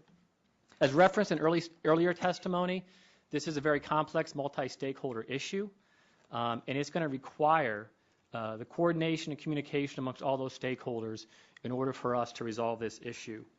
As noted in earlier testimony as well, there are many factors that impact the drug shortage issue, whether it be API being sourced and available. We've discussed that. The industry has experienced manufacturing challenges. I'll go into greater detail specific to how it impacts a sterile facility versus an oral solid facility. And there has been regulatory impacts on facilities. As appropriate and as required, the FDA regulates these complex facilities and these products to assure that the manufacturing community is operating within full CGMP compliance, ultimately to provide the highest quality of products to all of us in this room. We understand that, and as a manufacturer, we certainly embrace that. Most of the shortages, however, are unanticipated. Those unanticipated shortages can have boomerang effects up and down the supply chain. And as noted in earlier testimony, as we'll get into in greater detail, there are a handful of manufacturers that sometimes are unable to pick up the lost supply from another manufacturer, and we'll go into detail around that as well. What is Teva doing specifically to address some of the drug shortage issues? We have made a significant investment in enhancement of our facilities as well as our quality systems. We have unrestricted access to our resources globally to prioritize those people in those facilities that require the work that needs to be done to get the products back to market. We have embarked on a very aggressive redundancy plan. There is no requirement to a manufacturer to have a secondary or tertiary facility qualified to manufacture these products. We have identified, in combination with Drug Shortage Division, those most critically medically necessary products, and we have 5 FDA-approved facilities, and we have put a team in place that is actively working on redundancy planning for these critical products. As referenced also through the testimony of Dr. Queter and Dr. Coe, there has been extraordinary collaboration within the FDA branches as it relates to resolving and mitigating these challenges. I can speak to a couple of different references. One, there was a discussion earlier in testimony around coordination of importation of products to alleviate critical drug shortages. There was a specific instance in which we worked with the FDA to bring in a product called leucovorin that's used in combination with chemotherapy twofold to enhance the effectiveness of that treatment as well as to mitigate side effects. We brought it in. We had a significant amount of resources to work collaboratively with that, and we were able to help mitigate that problem. The solutions that we're looking at, recognizing it as a multi-stakeholder issue, I do need to comment that as it exists today, there is tremendous cooperation within the drug shortage group and the manufacturing community. As referenced earlier, there is no formal process. It is an informal process, and I can speak on behalf of Teva and the other leading manufacturers in this space that we do all collaborate with the FDA, as testified earlier, and we take that very seriously. And we are responding where we can. The doxorubicin example mentioned earlier, I received a phone call from Drug Shortage, do what we can. We were able to work in collaboration with them and get product released to market, and we continue to prioritize those types of products. During question, I'll be more than happy to go into greater detail around how we're seeing the coordination and the effectiveness and how we would like to see a greater communication amongst multiple stakeholders beyond the manufacturer and FDA.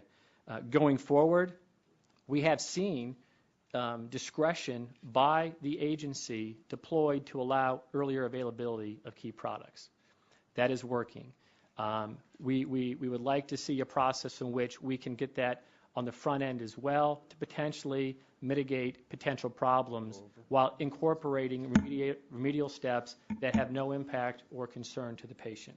I know I'm over my time, Chair, so I apologize. Chair, thanks. Gentlemen, Mr. Gray, you're recognized for 5 minutes.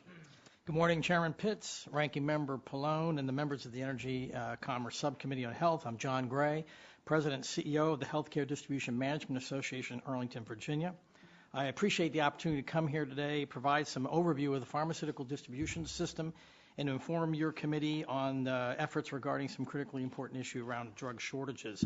A little history, HDMA is a national association representing America's primary healthcare distributors, a vital link in our nation's system of healthcare distribution. Each business day, our 34 member companies ensure that nearly 9 million prescriptions, medicines, and healthcare products are delivered safely and efficiently to nearly 200,000 pharmacies and clinics, hospitals, nursing homes, and other providers nationwide. Approximately 90% of all pharmaceutical product sales in the United States flow through our member companies. Continuous innovation, operational efficiency have really set our members apart in trying to annually contribute an estimated about $42 billion in value to the nation's healthcare system. Now, federal law defines wholesale drug distribution as, quote, the distribution of prescription drugs to other than the consumer or patient.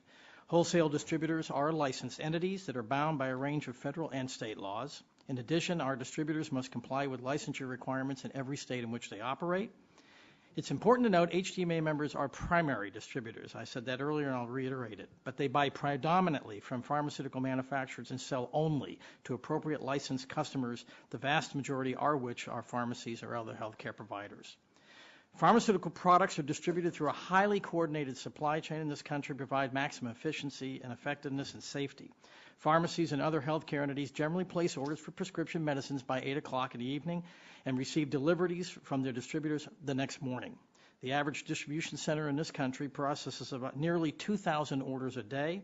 On the average, a warehouse maintains about 30 days of inventory level. This number varies by product. It's subject to demand, seasonality, cost, and other factors. Pharmaceutical products with special handling requirements typically have shorter cycle times in the system. Distributors provide an array of services for manufacturers beyond simply the movement of product, including but not limited to receivables risks management for the manufacturer, customer validation, order management, inventory and management tracking, processing returns and recalls, and contract management. For pharmacy and provider customers, our distributors provide an equal array of services which include aggregate ordering, assistance with stocking needs, support information systems and software, as well as accounting and credit support. In the case of inventory management, distributors are able to fill customer orders 6 or 7 days per week, 365 days a year, which limits the need for large inventory levels at the pharmacy level. And some distributors serve to maximize the efficiency between manufacturers and healthcare providers by managing a very complex network of products and systems by efficiently providing mechanisms for the seamless transformation of information and product. Through the unique position of distributors and our close relationship with all the stakeholders, we are acutely aware of the impact of drug shortages on patients. Effectively addressing the drug shortage is difficult and complex for the entire healthcare community, in large part because the shortage typically appears with little or no warning and often requires significant resources to manage. HDMA and our member companies work hard to improve the communications within the supply chain from manufacturer to distributor to provider where possible and try to mitigate the impact of the drug shortage.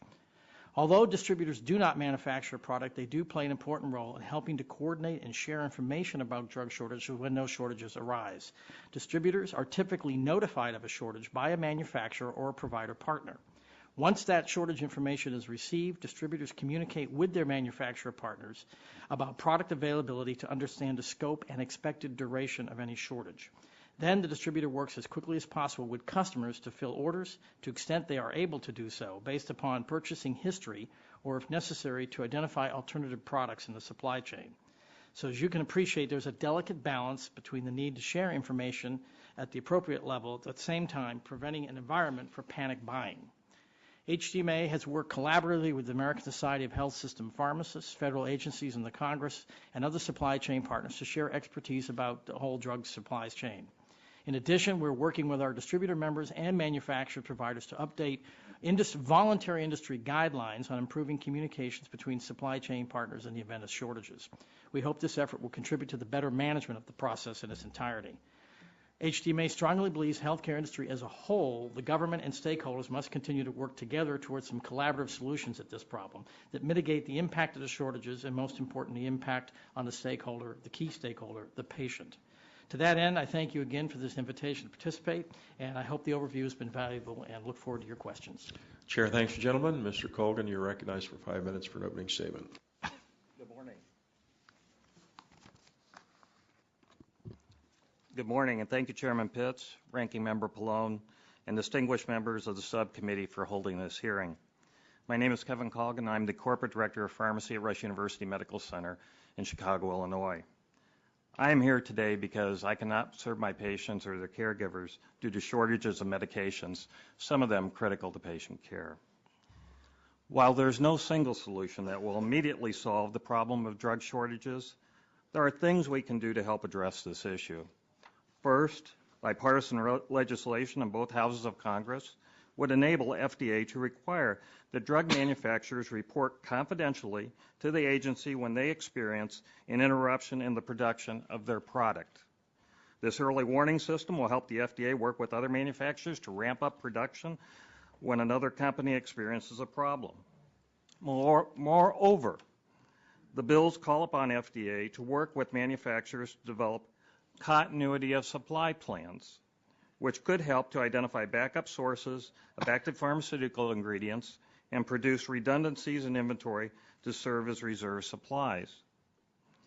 While some have argued that this legislation won't have any impact, we disagree. You have already heard this morning from the FDA that in 2010, 38 drug shortages were avoided, and last year, 99 drug shortages were avoided when the agency was given advance notice. Further, opponents of this approach argue that it will lead to hoarding. We know that hoarding already occurs. How do some find out about drug shortages before others?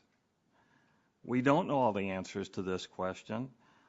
What we do know is that early warning to FDA will help make sure that everyone has the same information at the same time.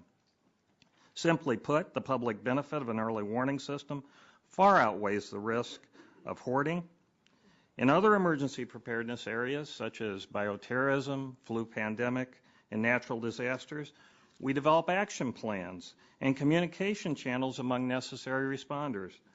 Why would we approach drug shortages any differently? Second, health system pharmacists have been collaborating with other clinicians and members of the supply chain to work with the FDA to address this problem. For example, we believe FDA should have and devote necessary resources to speed up the regulatory process to address drug shortages.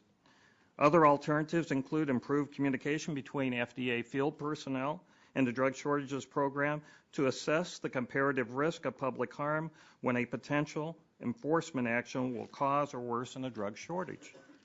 Exploring incentives for manufacturers to continue or to re-enter the market, a generic user fee program to speed approvals, and last, ensuring the agency has the funding it needs to carry out its mission. Many of you sitting in this room, sometime over the next several months, is going to receive news that you, family member, or friend has been diagnosed with cancer, needs surgery, has been admitted to an intensive care unit, has a serious infection that requires an IV antibiotic or antiviral medication, or has a premature baby or grandbaby that requires nutritional support. And the last thing you want to hear is that we don't have first-line medication therapy to treat you, that the medication we have may not work as well and could cause heart damage, but it's all we have to offer, or that we are delaying your treatment until you are able to obtain drugs that are in short supply. These are all situations I, my clinical pharmacy staff, and the physicians, nurses, and respiratory therapists that we work with have had to manage over the past year. From our perspective, drug shortages represents a national health care crisis. We don't have one single solution, but we've offered a number of solutions that together can help resolve this problem. Again, thank you, Mr. Chairman, Ranking Member, and all the members of the committee for the opportunity to provide input on this problem. Thank you. Chair, thanks to gentlemen. We're in the middle of votes. We have 14 votes. We're going to try to get a couple more before we go over and recess for the vote, and we'll come back. So, Mr. Alcar, you're recognized 5 minutes. Thank you. Good morning, Chairman Pitts, Ranking Member Pallone, and members of the committee. I'm Mike Alcar, Chief Operating Officer of the Premier Healthcare Alliance. Premier is owned by not-for-profit hospitals and health systems. We use the power of collaboration to lead the transformation to high-quality and cost-effective health care. One of the ways we do this is by aggregating the buying power of 2,500 hospitals to get the most effective medical supplies and drugs at the best prices. I thank the committee for leading efforts to address drug shortages. As you are aware, the number of drug shortages has tripled since 2005, and many of these medicines are essential to patient care. Premier set out to understand the extent of the problem through a survey. We found that between July and December 2010, more than 240 drugs were either in short supply or completely unavailable in 2010. Over 400 generic equivalents were back-ordered for more than 5 days. Many of the drugs noted as back-ordered in 2010 have remained unavailable or in short supply in 2011. And 80% of the hospitals reported that shortages resulted in a delay or cancellation of a treatment. Drug shortages also carry a cost, an estimated $415 million annually through the purchase of more expensive substitutes and additional labor costs. We don't have the ability to estimate the financial impact of shortage drugs where there are no alternatives. We are working to diminish these costs by determining manufacturing capabilities to assess whether a manufacturer can supply the market. We look for alternatives if capabilities don't meet demand. Instituting an early warning system for hospitals to notify us of shortages. Once notified, we determine the scope of the problem and communicate with the FDA. And exploring longer-term contracts with manufacturers to create more predictable volumes and stability in the market. In this crisis, we hope people will do everything they can to help patients get the drugs they need. Instead, we have seen the gray market vendors taking advantage of the problem. offering to sell shortage products at exorbitant prices. Premier analyzed unsolicited offers from gray market vendors on shortage drugs. We compared their prices to Premier's. We found that average markups were 650%, and the highest markup was 4,500%. In this case, a vial to treat high blood pressure that sells for $25.90 was offered for $1,200. Markups were 4,000% for drugs to treat leukemia and non-Hodgkin's lymphoma, 3,100% for drugs to help cancer patients retain bone marrow. 45% were marked up 1,000% above a normal price, and a quarter were marked up 2,000%. Where and how gray market vendors are getting these medicine, no one knows. And how can the integrity of these drugs be ascertained? Again, a question that few know. That's why Premier has taken a position that pharmacies should avoid these vendors and stick to known primary distributors. But in times of shortage, pharmacies may need to look elsewhere. In these cases, we develop a set of best practices. These practices include verifying the product's chain of custody, confirming licensure, verifying that a seller is authorized to sell the product, and confirming that the seller is a verified, accredited wholesale distributor. But in our view, the best way to stop price gouging is to fix the drug shortage crisis. We asked the committee and the FDA to consider the following. Speed the approval process for medically necessary drugs that appear to be in shortage. Encourage FDA to engage stakeholders in discussions determining whether a drug is medically necessary. The objective is to prioritize drugs that are necessary for treatment and also may be at risk for shortages. Grant the DEA flexibility to adjust quotas that are limiting the amount of active ingredients manufacturers may purchase for controlled substances, thus limiting their ability to ramp up production when a supplier exits the market. Fast-track approvals of new active pharmaceutical ingredient suppliers for medically necessary drugs in shortage. Work with manufacturers to slow the trend of acquiring raw materials outside the U.S. Require manufacturers to notify the FDA of planned supply interruptions. This will allow time to work with remaining manufacturers to increase production. And establish an early warning point of contact at the FDA. In closing, I thank the committee for the opportunity to share what we have learned about drug shortages and the alarming impact it has on the safety and health of our communities, as well as our health care costs. Premier stands ready to assist Congress in finding ways to ensure a safe, reliable drug supply.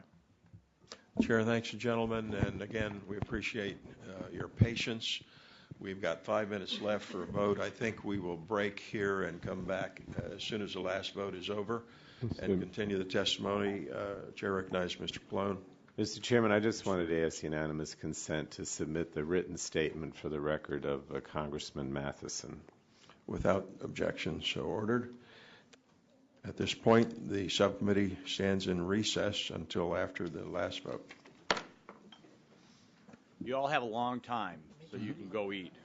Go to bed. We've met several times. We have. It's still a long time. It's been a while. Hour. Did we have, how long? They're 2 minutes. You really 10, 15 minutes, probably by the time they walk over and back.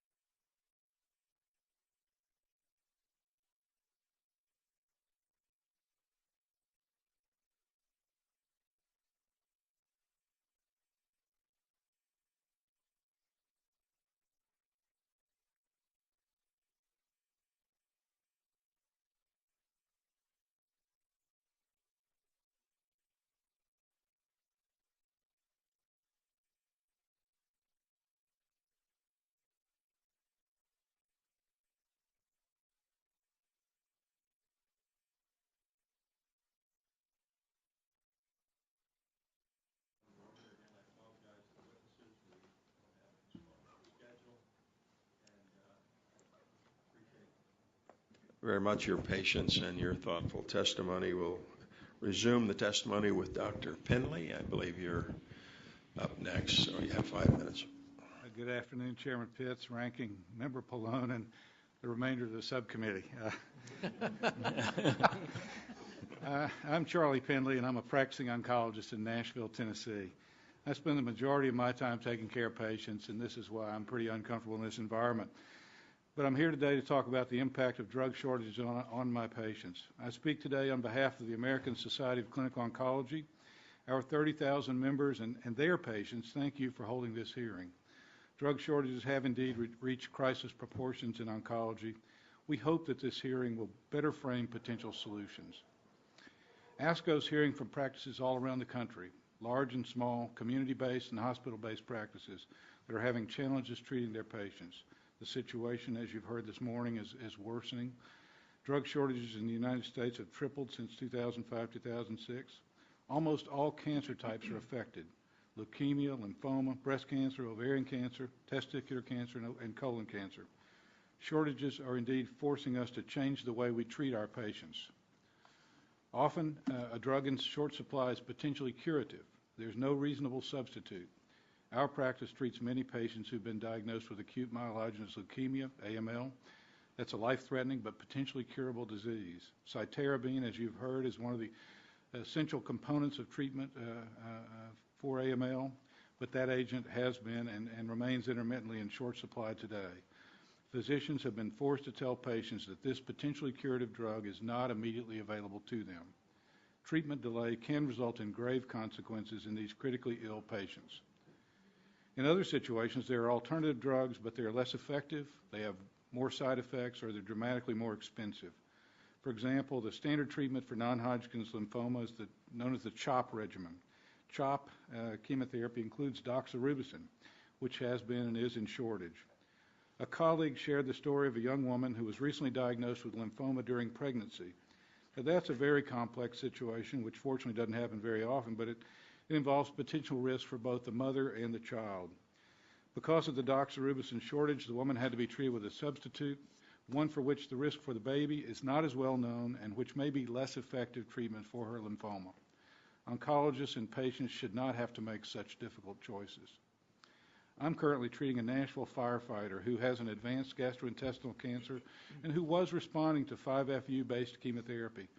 Earlier this summer, we were unable to obtain 5-FU and had to use an alternative regimen, which both caused him more personal side effects and significantly increased his out-of-pocket cost. The price of substitute drugs can be up to 100 times more expensive than the drug normally chosen, especially if the substitute is a brand-name drug. As an example, when the mainstay generic drug leucovorin went into shortage, oncologists had to treat patients with the substitute, levolucovorin. Medicare payment for 50 milligrams of leucovorin is $1.25. An equivalent dose of levolucovorin is approximately $90. The clinical trials infrastructure in this country is threatened by drug shortages as researchers alter or delay trials because a drug that is part of the study becomes unavailable. As many as 60% of clinical trials have been delayed, this at a time of great promise in cancer research.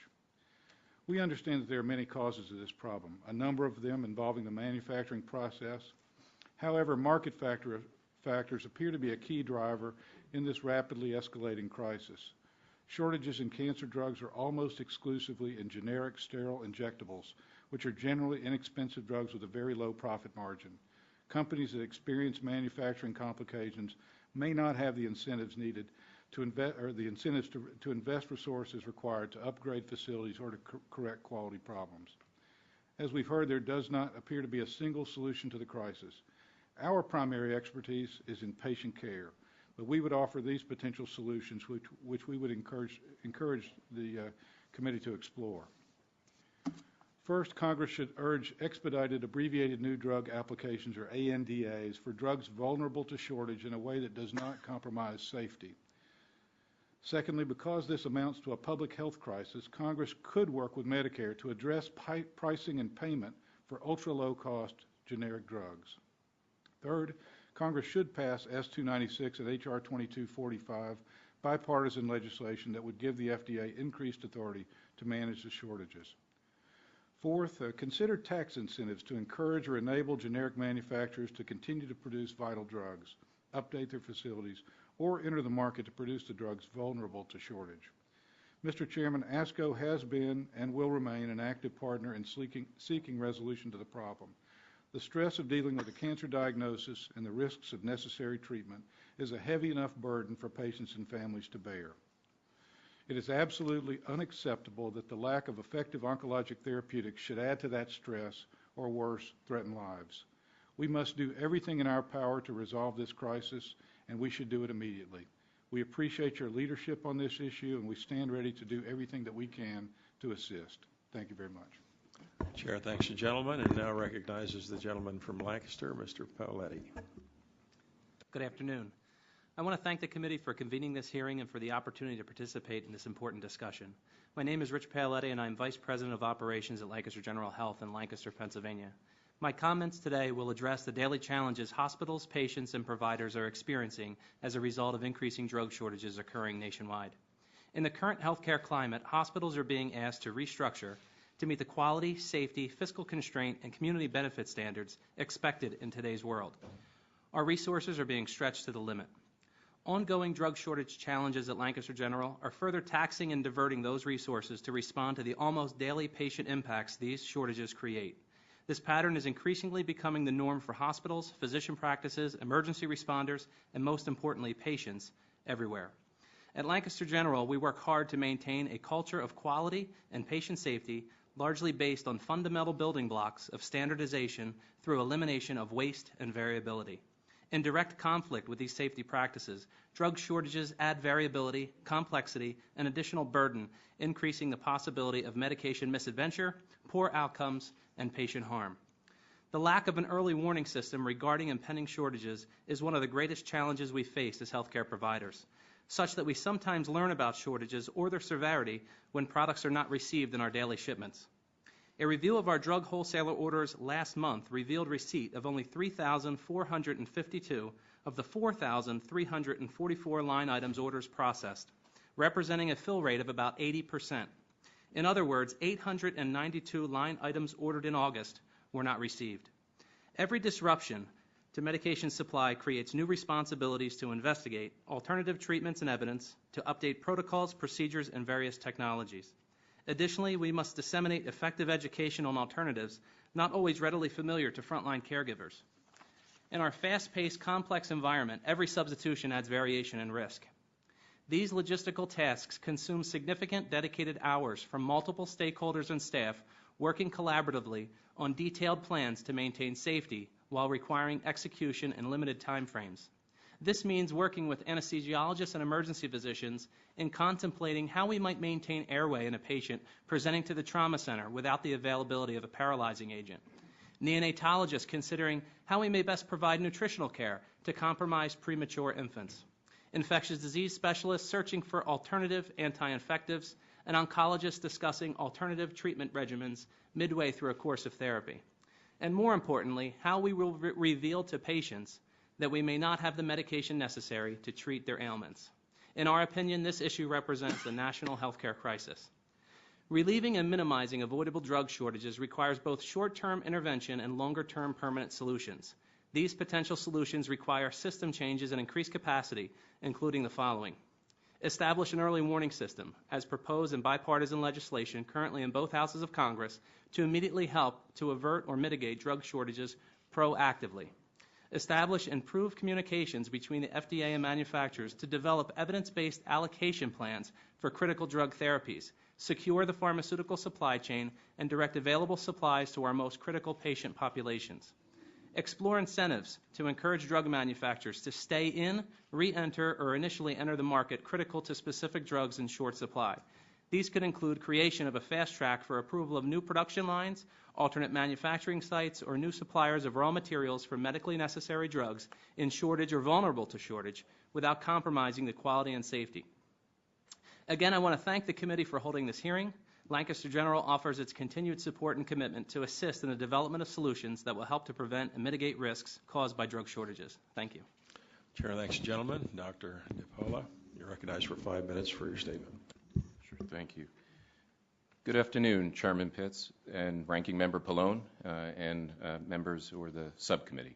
My name is Robert DiPola. I am Director of the Cancer Institute of New Jersey, the State of New Jersey's National Cancer Institute designated Comprehensive Cancer Center. I also speak as a member of the American Association for Cancer Research, AACR, and its Science, Policy, and Legislative Affairs Committee. Thank you for convening this hearing and recognizing the impact that the current drug shortage problem is having on our patients and on our ability to advance cancer research and improve patient outcomes. You've heard about the effects of drug shortages on treating patients. As a director of an NCI-designated comprehensive cancer center and a medical oncologist myself who treats and cares for patients, I have the same frustrations regarding the care of our patients and the negative impact of drug shortages. This impact is not only immediate for the patients in our clinics today, but also affects the future care of cancer patients, because the next generation of cancer therapy is driven by today's clinical trials that are critical to meeting the national goal of improving the outcomes for cancer patients. Shortages of drugs is actually, as you know and you heard today, a very complex problem. There are a number of ideas regarding what is causing them and how they can be remedied. I am here today to discuss how this growing problem of shortages of already approved drugs, which in some cases, as you've heard, have been used and made for decades, is affecting our best cancer care, our clinical trials, and is threatening our ability to continue on our trajectory of steadily improving cancer patient outcomes. FDA statistics show that the number of drug shortages has more than tripled over the past 6 years, with a marked increase in drugs involving sterile injectables, which negatively impacts the treatment of cancer patients. Again, as you've heard, that most shortages in oncology are sterile injectables. The medications in short supply include cancer treatment drugs, anesthetics, antimicrobials, and pain medications. A list maintained by the American Society of Health System Pharmacists recently identified 193 shortages in 2011, of which 22 are cancer drugs, and the shortage is predicted to worsen. These include drugs that are standard treatment regimens used to treat patients with many different cancers in both adults and in children. These shortages are now affecting clinical trial options for patients with cancer. Due to the uncertainty of being able to obtain many of these drugs, enrollment of patients on clinical trials has been delayed or stopped in several of our trials. Many of these drugs that are in short supply are part of the standard regimens in which new treatments are added or compared to within a clinical trial. Many of the drugs on the shortage list are also used in our large national cooperative group trials. The Coalition of Cancer Cooperative Groups reports that approximately 50% of active cooperative group cancer clinical trials involve drugs subject to shortages. Many reports contain examples in which sites are unable to enroll patients on approved clinical trials due to a lack of drug supply. Investigators in these clinical studies are unable to enroll new patients when the drug supply is not available. Patients on study are sometimes receiving alternate drugs when supply is not available, and there is concern about interpretation of results when drug substitutions occur. It is important to remember that the impact from the drug shortages on clinical trials today will also have a long-term effect on cancer research and future treatment options for cancer patients. Clinical trials represent the final step of a long process of developing new therapies that improve the outcome of patients and add treatments for patients in which there were no effective prior options. When, after years of effort, a single researcher discovers a potential new drug or treatment, that particular new drug is often best added to an existing treatment in combination and/or tested in comparison to the best current treatment in a clinical trial. If that trial yields positive results, patients can ultimately have access to a new and improved drug or treatment combination. Currently, however, we are running out of many of the existing drugs. When a clinical trial runs out of a drug, even temporarily, the trial results may be compromised, and an enormous amount of work and expense is wasted. This means that during a clinical trial, a shortage of only a few weeks in an existing drug might mean delays in years of developing a new drug. In other words, the drug shortages of today can have a ripple effect on the availability of new drugs and treatment combinations tomorrow. Today, we estimate that 1 in 2 men and 1 in 3 women will develop cancer in their lifetimes. This year, over 1.5 million Americans are estimated to be diagnosed with cancer, and more than half a million Americans are expected to die of their disease. That's more than 1,500 people a day, or more than 1 per minute. While these numbers seem staggering, we have made great strides in our ability to diagnose, treat, and prevent cancer, and are at a most promising time in cancer research. Earlier this week, the American Association for Cancer Research issued a progress report marking 40 years of progress in fighting cancer. In fact, thanks to advances made in cancer research, today more than 68% of adults are living 5 or more years, which increased from 50% in 1975. It was also reported that in the period from 1990 to 2007, death rates for cancer in the U.S. decreased by 22% for men and 14% for women. The challenge we now face is to continue to turn groundbreaking science into life-saving care at even greater speed. By facilitating clinical trials, we lay the groundwork for discoveries in basic cancer research to be translated into cutting-edge treatments for cancer patients. The current drug shortage is hindering our ability to treat cancer patients overall. We are entering a new era of cancer treatment and prevention. However, an inability to have best treatment for our patients in general and conduct clinical trials is a serious impediment to our goal and will hamper our ability to reduce the toll on cancer for the people of our nation. Thank you. Chair, thanks, gentlemen. Thanks all of our 7 witnesses for your thoughtful testimony, and we will begin questionings at this time. I'll recognize myself for 5 minutes for that purpose. Let me begin with you, Mr. Piletti.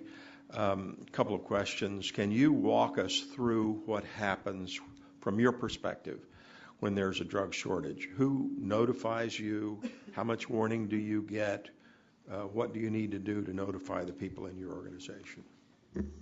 It differs in every instance, but like I said, a lot of times we find out when a drug order doesn't come, our buyer and receiving process, through the receiving process, we learn that we didn't get a medication on order.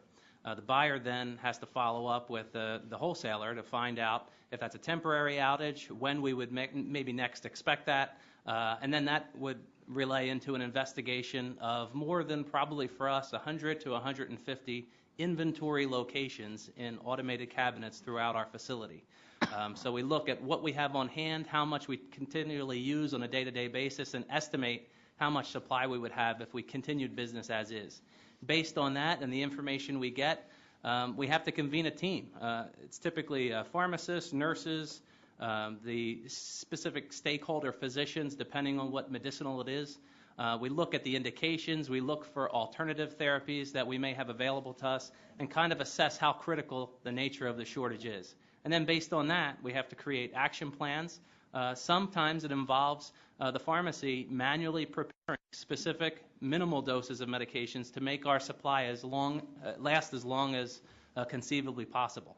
That was the case with one instance last October that to me was the tipping point of the drug shortages with a drug called succinylcholine. That week came down to the last couple days of therapy and really contemplating canceling surgeries and how we would manage those situations. Is there any way at present for you to anticipate a shortage? Through some online web sources, as good as the information is based on what the drug companies reveal and what's published, we have an active surveillance program now that goes out to the FDA website, that goes out to ASHP resources to look at that information, which sometimes is published with alternatives.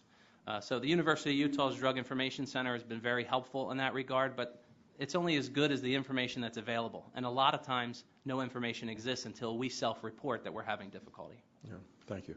Let's just go down the line. Mr. Kafer, from your company's experience, what are the main reasons for a drug going into shortage, and how has your company worked with FDA to notify them of the shortage? From a notification standpoint, our primary point of contact when we become aware of a shortage for any number of reasons, we could have had a manufactured lot rejected during release testing.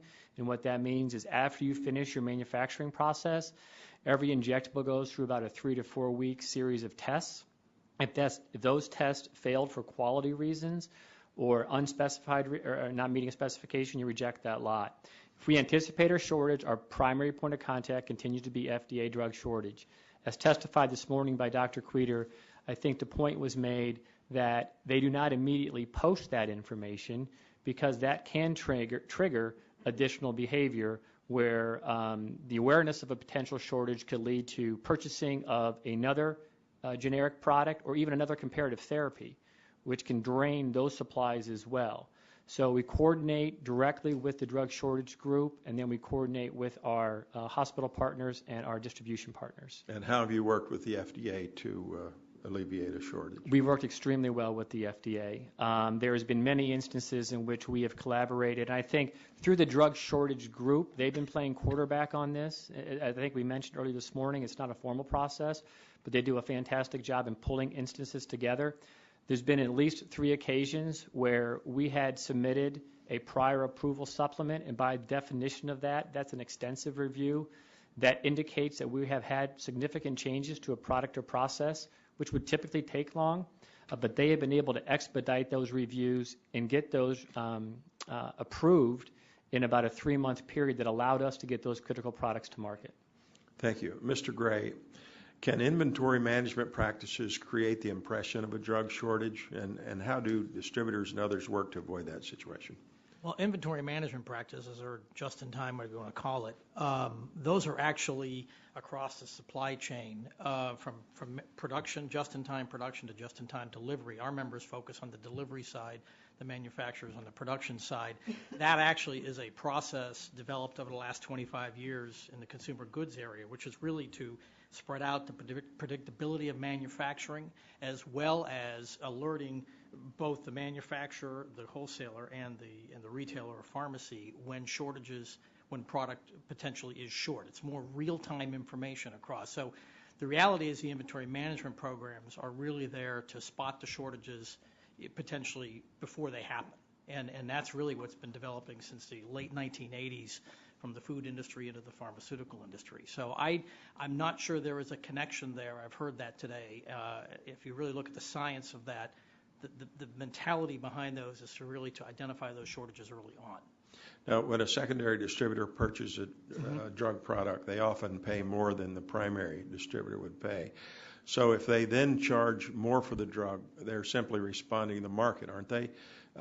This is not a gray market practice, is it? Can you contrast that with the gray market? I can't speak to the secondaries. I know our members, our 34 primary wholesalers, we're buying directly from manufacturers. And then we sell only to state licensed entities, be that a secondary distributor, a hospital, pharmacy, or whatever. So, and usually we are under contract pricing with the manufacturers for those products. So if we're selling them on down to a provider, it's usually a contract price already preset. What a secondary would do with that product, I do not know. In terms of pricing, I have no information on that.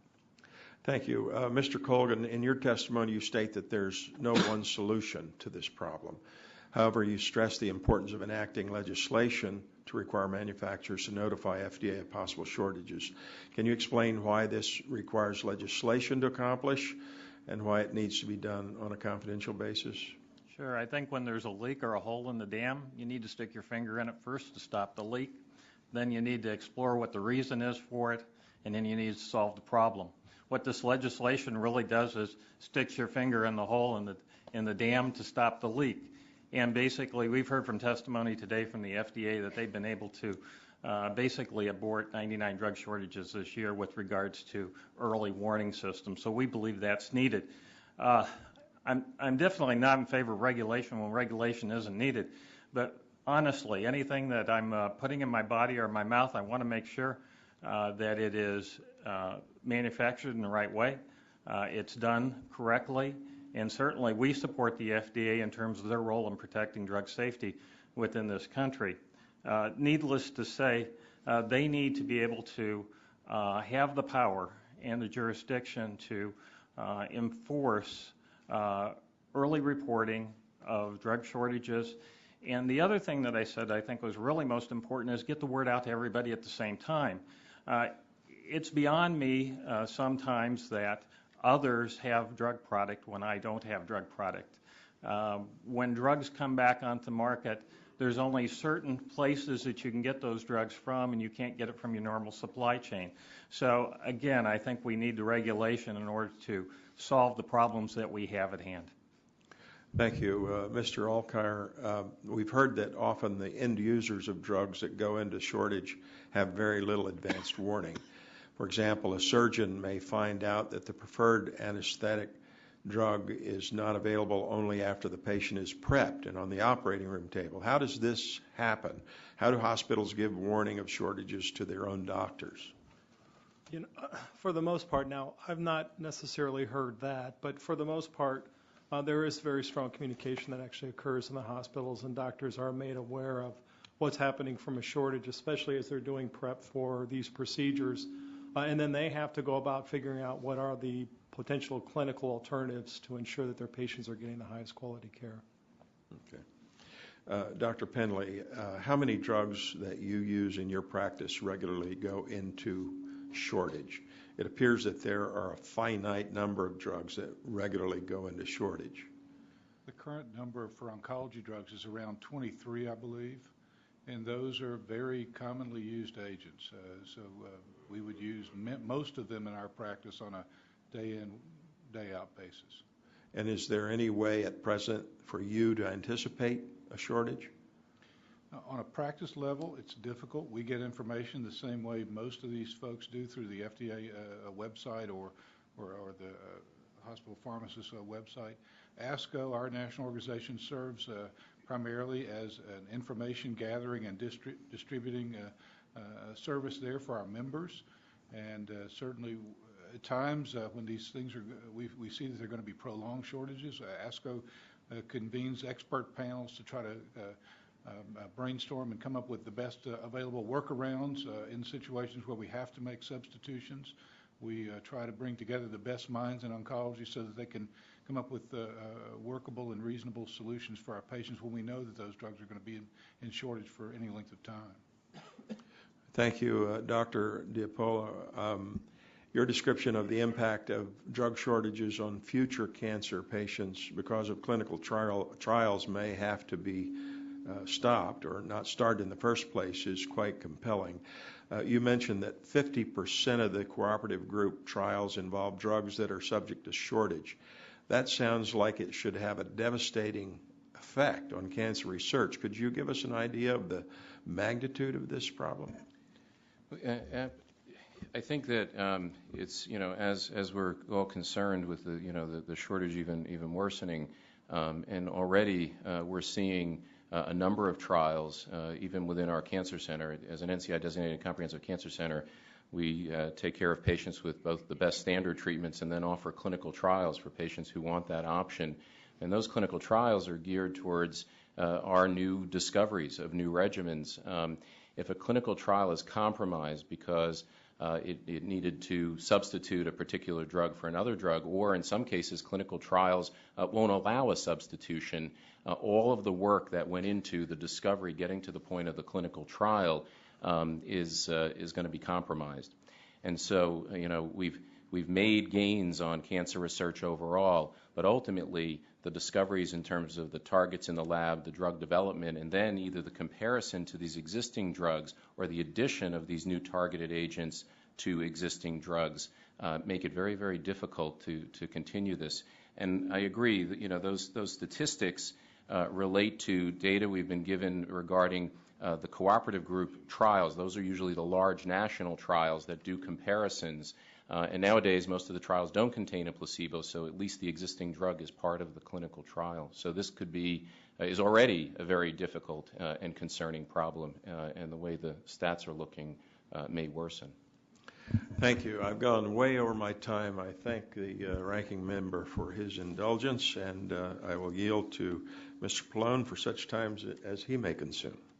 Thank you, Mr. Chairman. Let me ask unanimous consent to put in the record this statement from, I guess, the Fight Colorectal Cancer Group on the U.S. drug shortage. You have it. Okay, without objection, so ordered.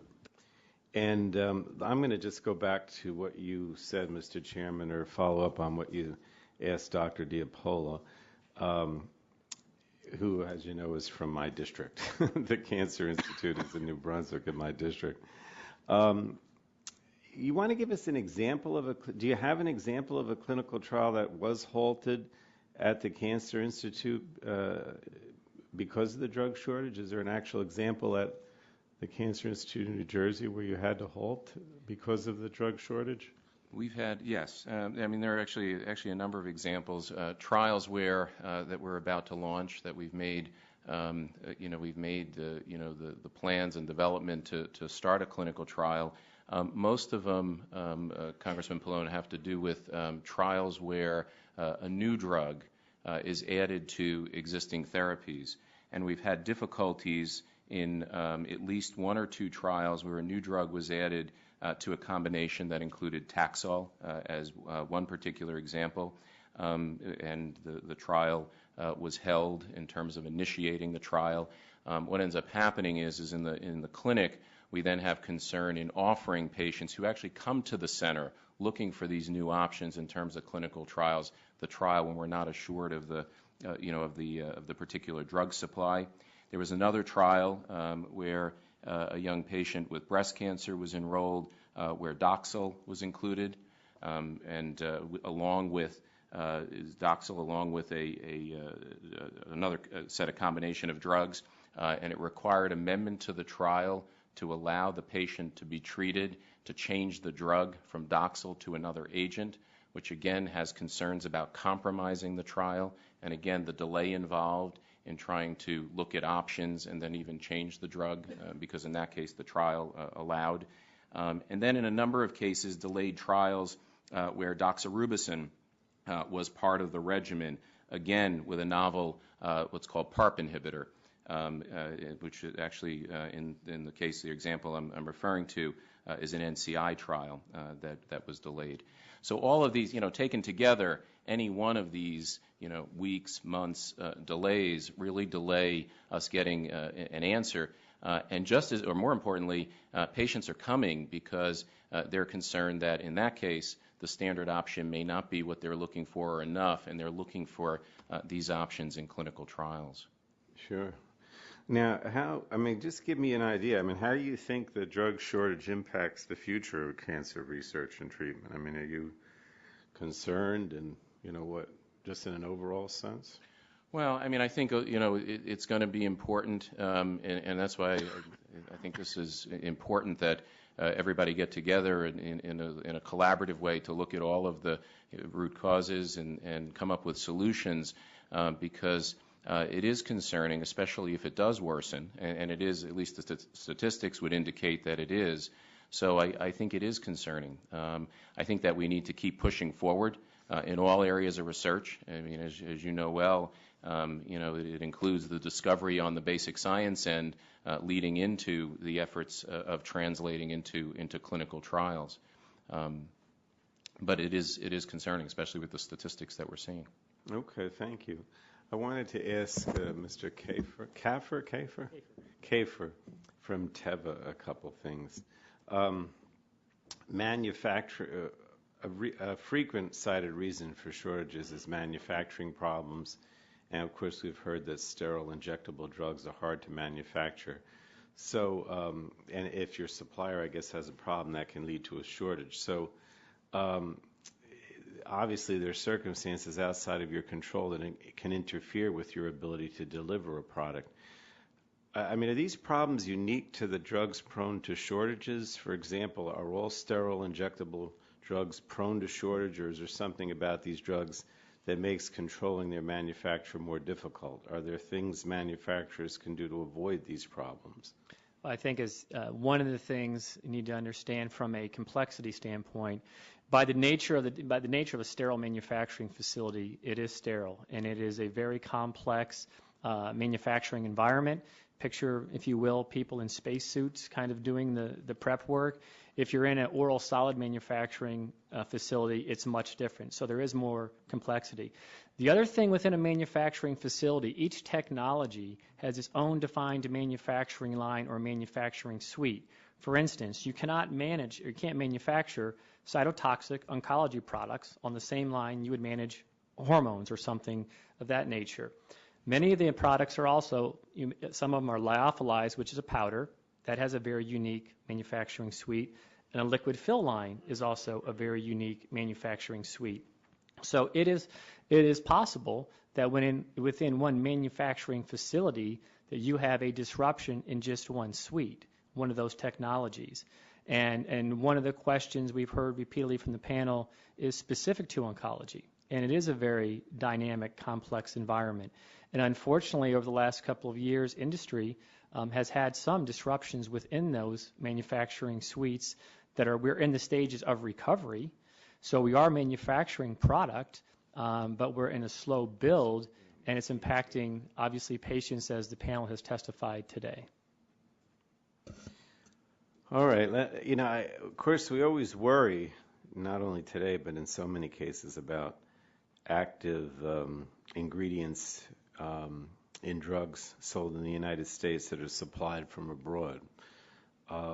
So I guess I'm, asking you to what extent that's a problem. And, in the wake of heparin, of course, there's major concern about cracking down on some of these ingredients that are sold abroad. I mean, to what extent does the availability of these ingredients from abroad impact this discussion today? I mean, it's very likely that, we put a lot more regulation and make it more difficult for things to come from abroad.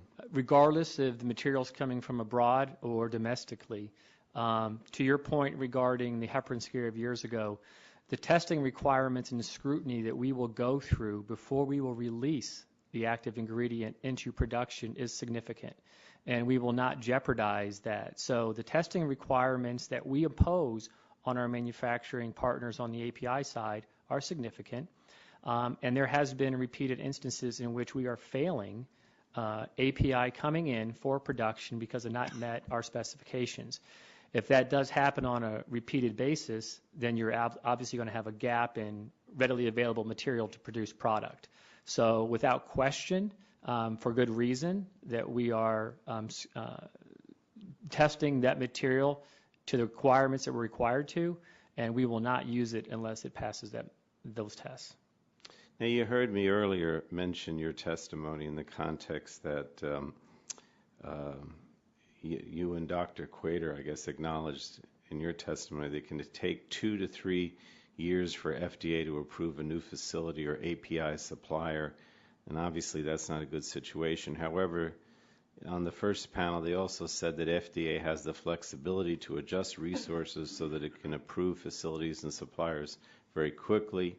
I mean, has that been your experience, that that flexibility is exercised or works, or are you sort of sticking to this 2 to 3 years? The standard process as it exists today historically has been 2 to 3 years for an API secondary manufacturer approval or a manufacturing site through traditional pass. And, those reviews take time because it is a complex review and it does require extensive work. At the same time, yes, we have seen expedited reviews in that area. We've been the beneficiary of expedited reviews to handle critical situations. But also in my earlier statement, in my opening remarks, I mentioned a lot of the shortages are unforeseen. We're applying a great deal of coordination and a great deal of collaboration when we're solving the problem. And as a standard of practice, is it possible to expedite some of those reviews as a standard of practice was the point of my written testimony. But we do see on a routine basis now we're applicable without jeopardizing the product. We will never jeopardize a product or a system, but we have seen collaboration to expedite those reviews in a matter of months. But and I appreciate that, but I guess what I'm trying to say is, when I mentioned your 2 or 3 years in your written testimony, I don't want to put words in their mouth, but it was sort of suggested at the first panel that maybe it's not so much a problem because we can use this flexibility. But, I mean, is it your experience that there is enough flexibility to deal with these situations or not? I mean, I know that's a difficult question. You don't have to say yes or no. I've had experience where we have had expedited reviews, collaborative work, and favorable outcomes. The volume of work that could be forthcoming based on continued remediation, I can't predict, and I can't, forecast that impact. But prior to significant shortages, which the industry planned for, I mean, so we would plan for a 2-year review. No, we knew what that type was, but that was at our own, at the time where we were just making sure we had redundancy in place for those critical products. It wasn't of immediate need. Now that we're seeing immediate need, we are seeing those expedited reviews. All right, thanks. I just wanted to ask one more question of Mr. Colgan here, Mr. Chairman. In his written testimony, he suggests a number of incentives that might be provided to encourage manufacturers to stay in the field or enter the field. And of course, I think in principle that incentives are a good idea. If we can get more companies to manufacture these products or to produce excess supply, you would think that shortages would be less likely to occur and less severe if they do occur. But that being said, the suggestions in your testimony, I think, need a little more fleshing out for me to better understand, what you're trying to achieve or how you would achieve the goal. And I know they're only presented as options to be further explored.